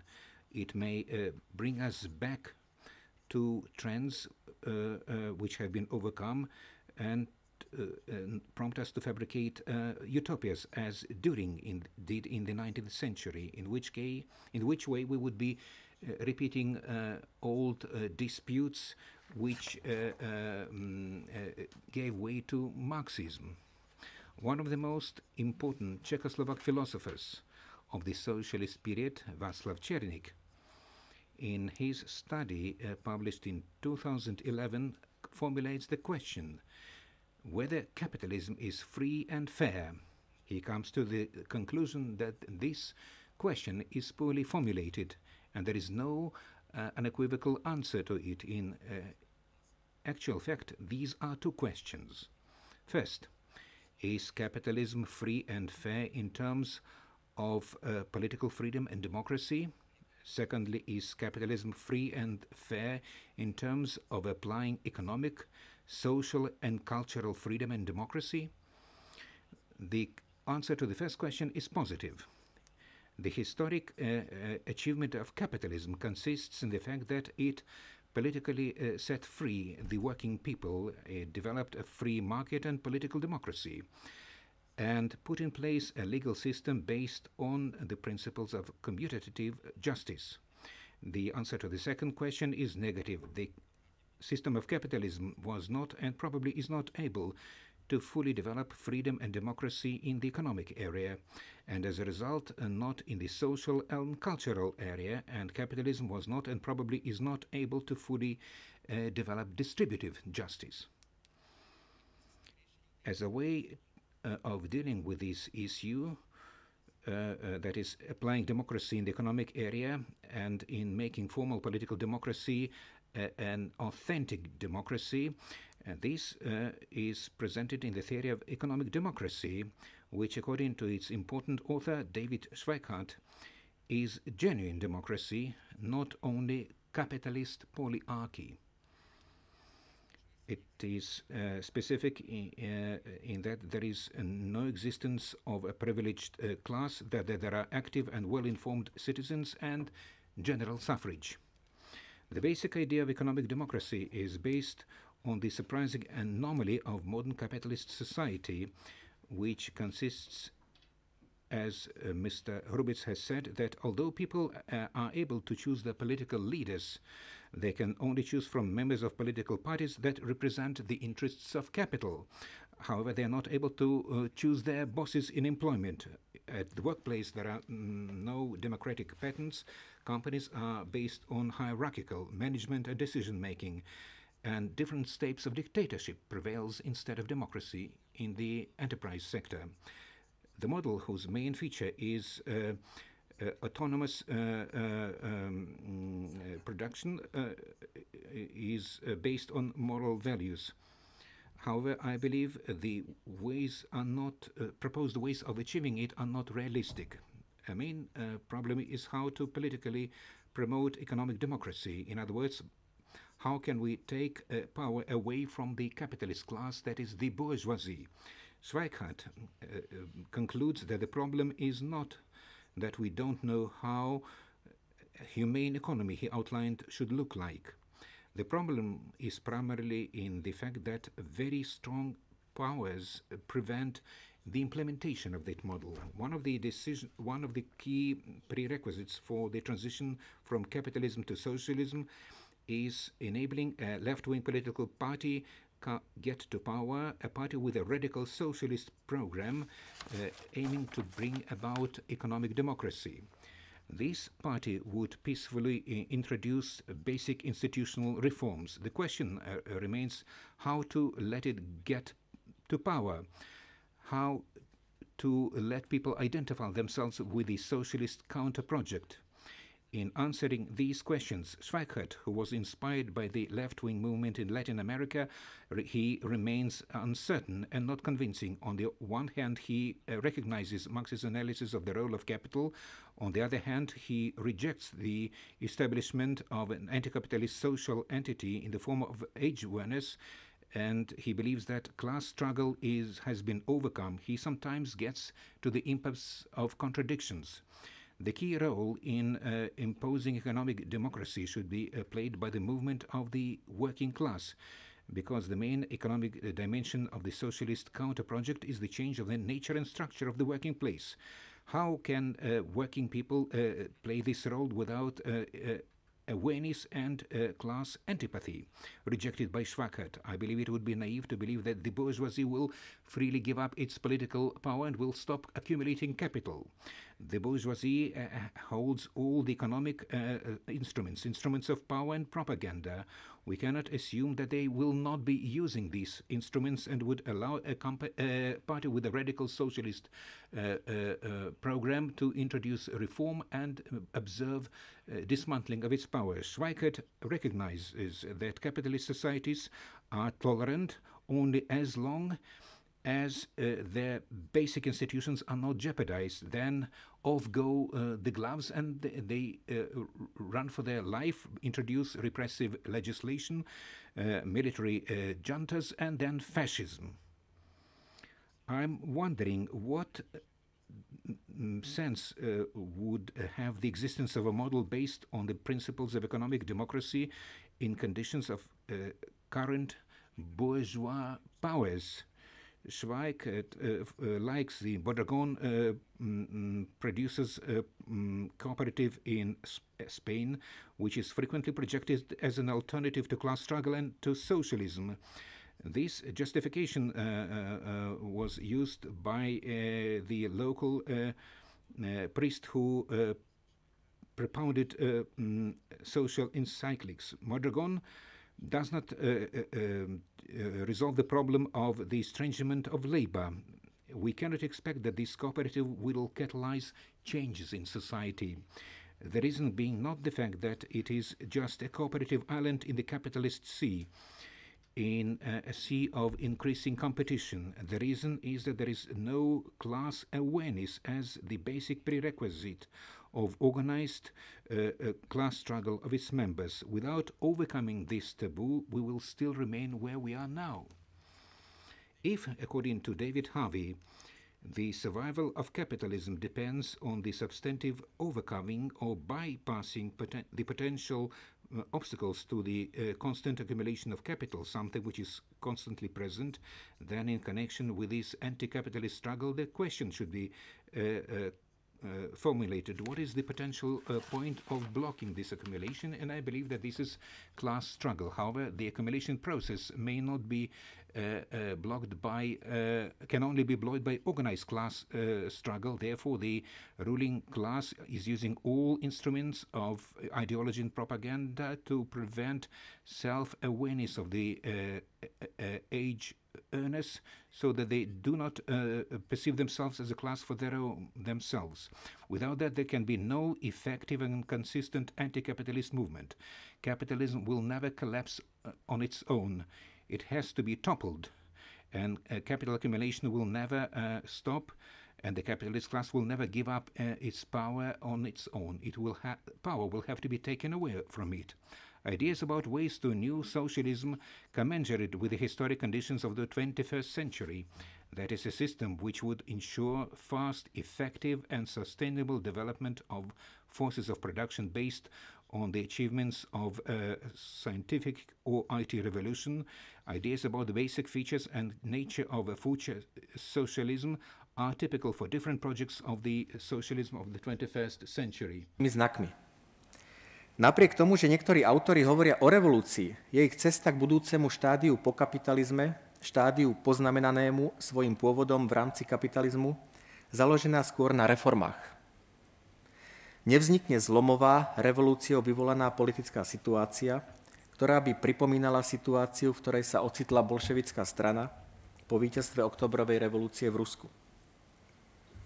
Švajkár napríklad uvádza, že Leninova dilema, ktorá ho nútila zisťovať, ako vybudovať úplne novú spoločnosť, odpadne, pretože nepríde k žiadnemu zahabaniu majetkov bohatých, k nahradeniu kapitalistov oddanými kádrami, ani ku vzniku nových inštitúcií. Vznik a dovršenie socializmu nie je záležitosťou jednorázovej mocenskej zmeny, nastolením mocenského monopolu a diktatúry niekoho. Socializmus nie je nič statické, cesta k nemu je procesom. Immanuel Wallerstein v tejto súvislosti otvorene hovorí o zlyhaní stratégie tzv. 2 krokov. Teda najprv získať moc, potom of so-called two-step strategy. First, seizing power and then enforcing a socialist program. The Lenin model is typical by democratic centralism, existence of firmly organized and disciplined party with the unified doctrine, and it is substituted by the model of emancipated, politically mature and active civil society that is imposed in a bottom-up process from the grassroots. The political system does not represent the dictatorship of the proletariat. It will be the democratic government of the majority that defends the interests of this majority and understands these political and social problems in its own self-realization. There will be no dictatorship of the proletariat in the new system. The majority will defend the interests of the majority and they will try to lead it to the political activity, to understanding their own responsibility for their life. The plurality of political parties will be restricted only by the constitution. There will be no formal monopoly of one party. It is not difficult to infer from all that has been said that these conclusions are a direct reaction to the political practice, character and fall of Eastern European socialism. This concept of anti-protest, anti-systemic movement against the system, however, has not removed capitalism anywhere as yet. The movement is not homogeneous. It has no single program, no uniform ideology. What should be done with it? I believe that we should analyze the stages of the capitalism, the stage in which it is now in the global and local space of the national state. The question of the protest movement against the system and the theory should be resolved concerning or looking at the given stage of the capitalism. The tactics of the global and local anti-systemic movement should be adapted to this stage of the capitalism, and all the topical forms and methods of political fights should be used. According to some authors, there is no imperialism as Lenin has defined it, or if it persists, it's only transitory. Mr. Hart and Mr. Negri state that it is the sovereignty of nation state that is the fundament of the imperialism activities, but the state does not exist. The borders, as we understand it, do not exist in the sense of the European imperialism, colonialism, and economical expansion. The current capitalism represents a decentralized and deterritorialized mechanism of government that is step by step expanding. According to Hart and Negri, the full realization of the world market means the onset of the new stage in the development of capitalism called the rise of empire. It is the supranational, global and total world order. The new stage in the development of capitalist system is characterized also by W.I. Robinson. He calls it global capitalism that is characteristic or typical by the rise of transnational capital. On the other hand, the British professor emeritus of the Hungarian origin, Mr. Mészáros, talks about imperialism still. He divides history into three different stages. Redistributive imperialism, that was denoted by Lenin as the highest stage of capitalism. The second, global hegemonistic imperialism, with the United States as a dominant force. This was according to the Second World War. But the most frequently quoted change compared with the Lenin characteristic of the capitalism of his era is the conversion of international monopolies into transnational monopolies. The authors, as W.I. Robinson, developed the theories of global capitalism. That means that the social fundament is about the transnational capitalistic class. The question is whether this is really the new stage of capitalism. As I believe, no one of the renowned authors has refuted the conclusion that the existence of monopolies or corporation is not inevitable. The existence of the financial oligarchy that has arisen due to financial capital is equally uncontestable as monopolies and corporation.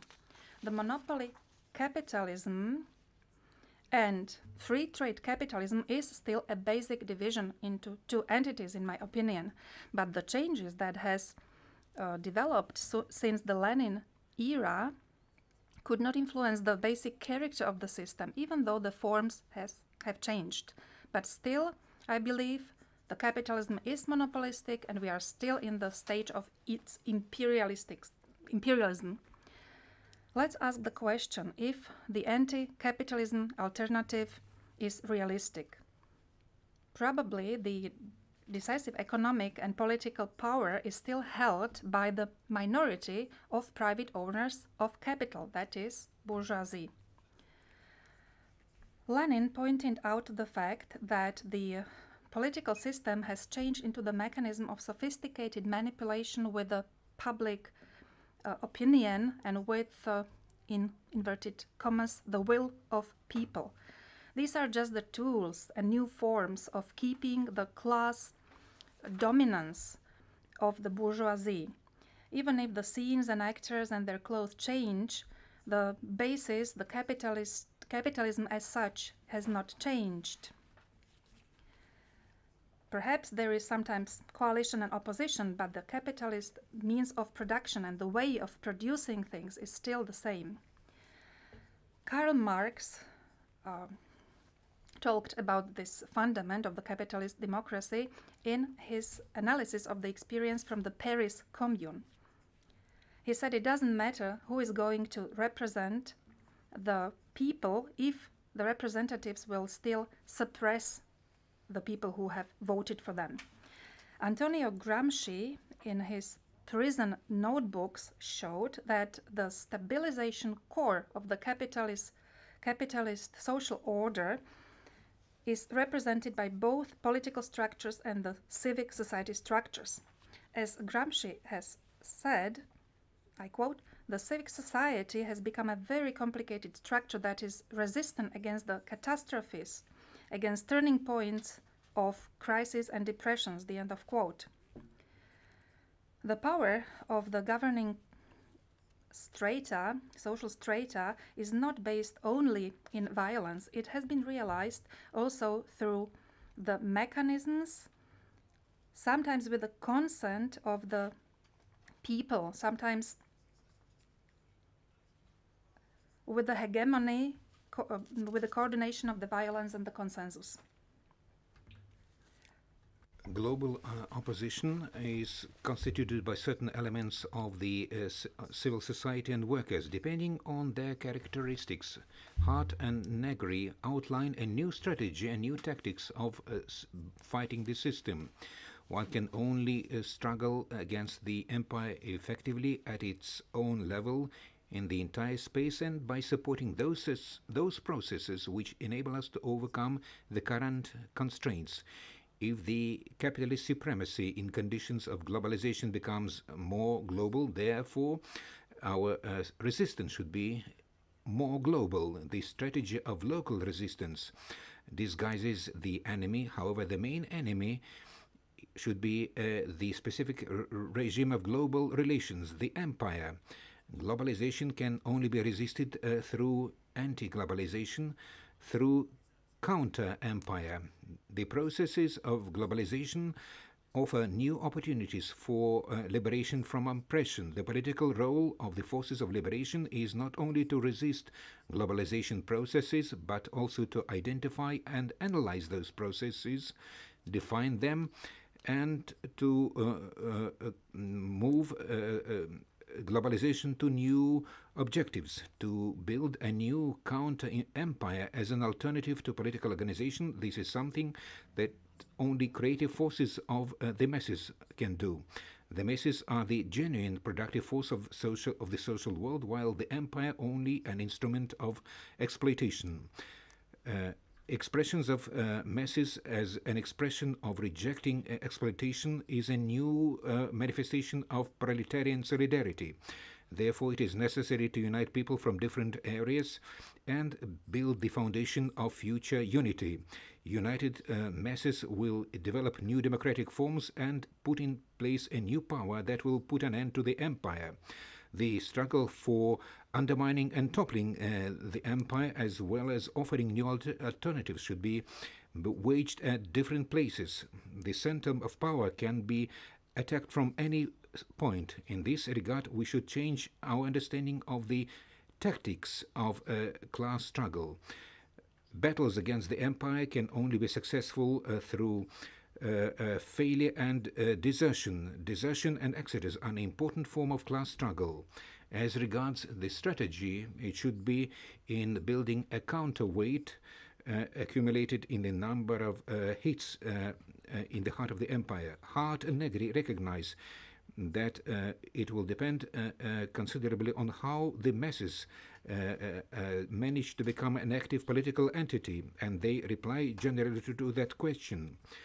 The masses will form a political force only when they can stand up to the main repressive operations of the empire, tie up imperial initiatives, and prevent the empire from regaining order, and accumulate experience of resistance of the masses, and to focus new activity against the centers of imperial control.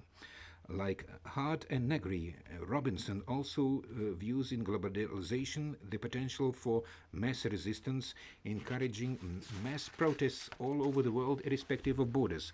He doesn't believe we can revert globalization, but we can change its direction and change capitalist globalization from top down to the grassroots forms of globalization.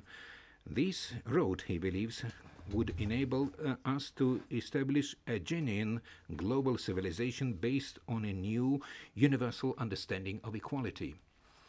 This is a road that requires awareness of the global masses of wage earners, and the establishment of an alternative ideology, an ideology that would be able to compete with the ideology of global capitalism, that would be able to express the logic of satisfying human needs, the logic of the poor, hard-working classes of humanity.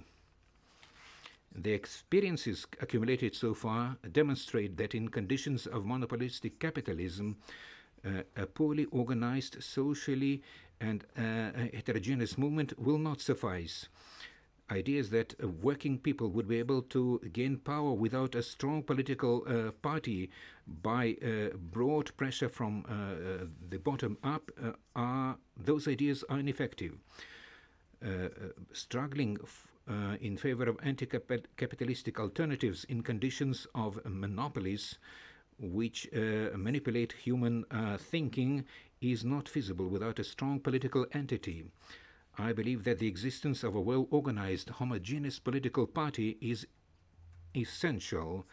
The establishment and activity of a strong political organization is essential both in the concept of imperialism, empire, as well as in conditions of global capitalism. I'm convinced that there are two relevant concepts of fighting the system. On the one hand, this is the postmodernistic concept of anti-capitalistic movement, whose entity is represented by the wage earners, leading to genuine socialism by way of reform, not a dictatorship of a party or class. It will be the democratic power of the majority. There may be different forms of ownership, and a common ownership would prevail. On the other hand, we have the conventional Marxist concept of class struggle between the private owners of capital and the wage earners, resulting in the toppling of the bourgeoisie and the dictatorship of the proletariat. That is, the proletariat organized as the ruling class, which would take measures to overhaul the whole way of production. If I were to reply the question, which of these concepts in current conditions is better justified, I would think that both are justified. The two concepts may be mutually conditional. The massive movement may condition the party-based struggle of the wage earners and the other way around. Depending on those conditions and other circumstances, a new system may be established based on the consensus of all anti-system forces. Vladimir Krekler, in his work Imperialismus as the highest stage of capitalism, said that the reactionary nature of capitalism brings in motion different anti-capitalist movements which become the potential allies of the working class in its struggle to remove capitalism. The struggle for democracy has become part and parcel of the struggle for socialism. Social democracies become a uniform revolutionary process that undermines and destroys capitalism. Thank you for your attention. Thank you very much for this final speech today afternoon, and I have to say that this reception of the thoughts of Antonio Gramsci is very important for formulation of the strategy of the left today. The concept of cultural hegemony, and maybe intuitively Mr. Klaus, our former Prime Minister in the time of economic reform, felt the importance of this cultural hegemony also for the ruling class, because in the time of economic reform, he had a speech in the United States, later published in Problems of Communism in the April number of 1992, when he spoke about the essential danger for these reforms in Eastern Europe. So, essential danger for reforms in Eastern Europe is ideological penetration from the West. Of the people like Wallerstein, Robinson, maybe others, but he expressed himself that it is necessary to construct again this ideological penetration from the West, ideological turnpike. The ideological turnpike. So it's very democratic, and I have to say that it was the time when all alternatives were eliminated in the public discourse in Czech Republic, not only in Czech Republic but also in other states. And I have to say it was the situation which could be summarized as in the famous dictum by Margaret Thatcher, when she had the abbreviation, symbolic abbreviation, TINA, there is no alternative. So it was formulated by the people which were introducing economic reforms to our countries. So the concept of cultural hegemony was important for the new ruling class in Eastern Europe, but also it is very important for the opposition. We cannot be successful without strong cultural policies, without, I would say, new political culture, without new strategies. And the problem of the political parties in this post-Soviet bloc is that the strategy, the theory and the tactics are mingled together. In one mixture there is no difference essentially between the three items, and it's the problem for, I would say, the political drive. Thank you for your contribution. Any other comments? And thanks for participation in this event. I hope it will be repeated. We can make the tradition from it. Next time we will cooperate on independent way, because we had some bad experiences with the support from the structures of our parliament. But I hope it will be better next time. And enjoy this evening. And I wish you unproblematic return to your respective countries. Thank you. Thank you.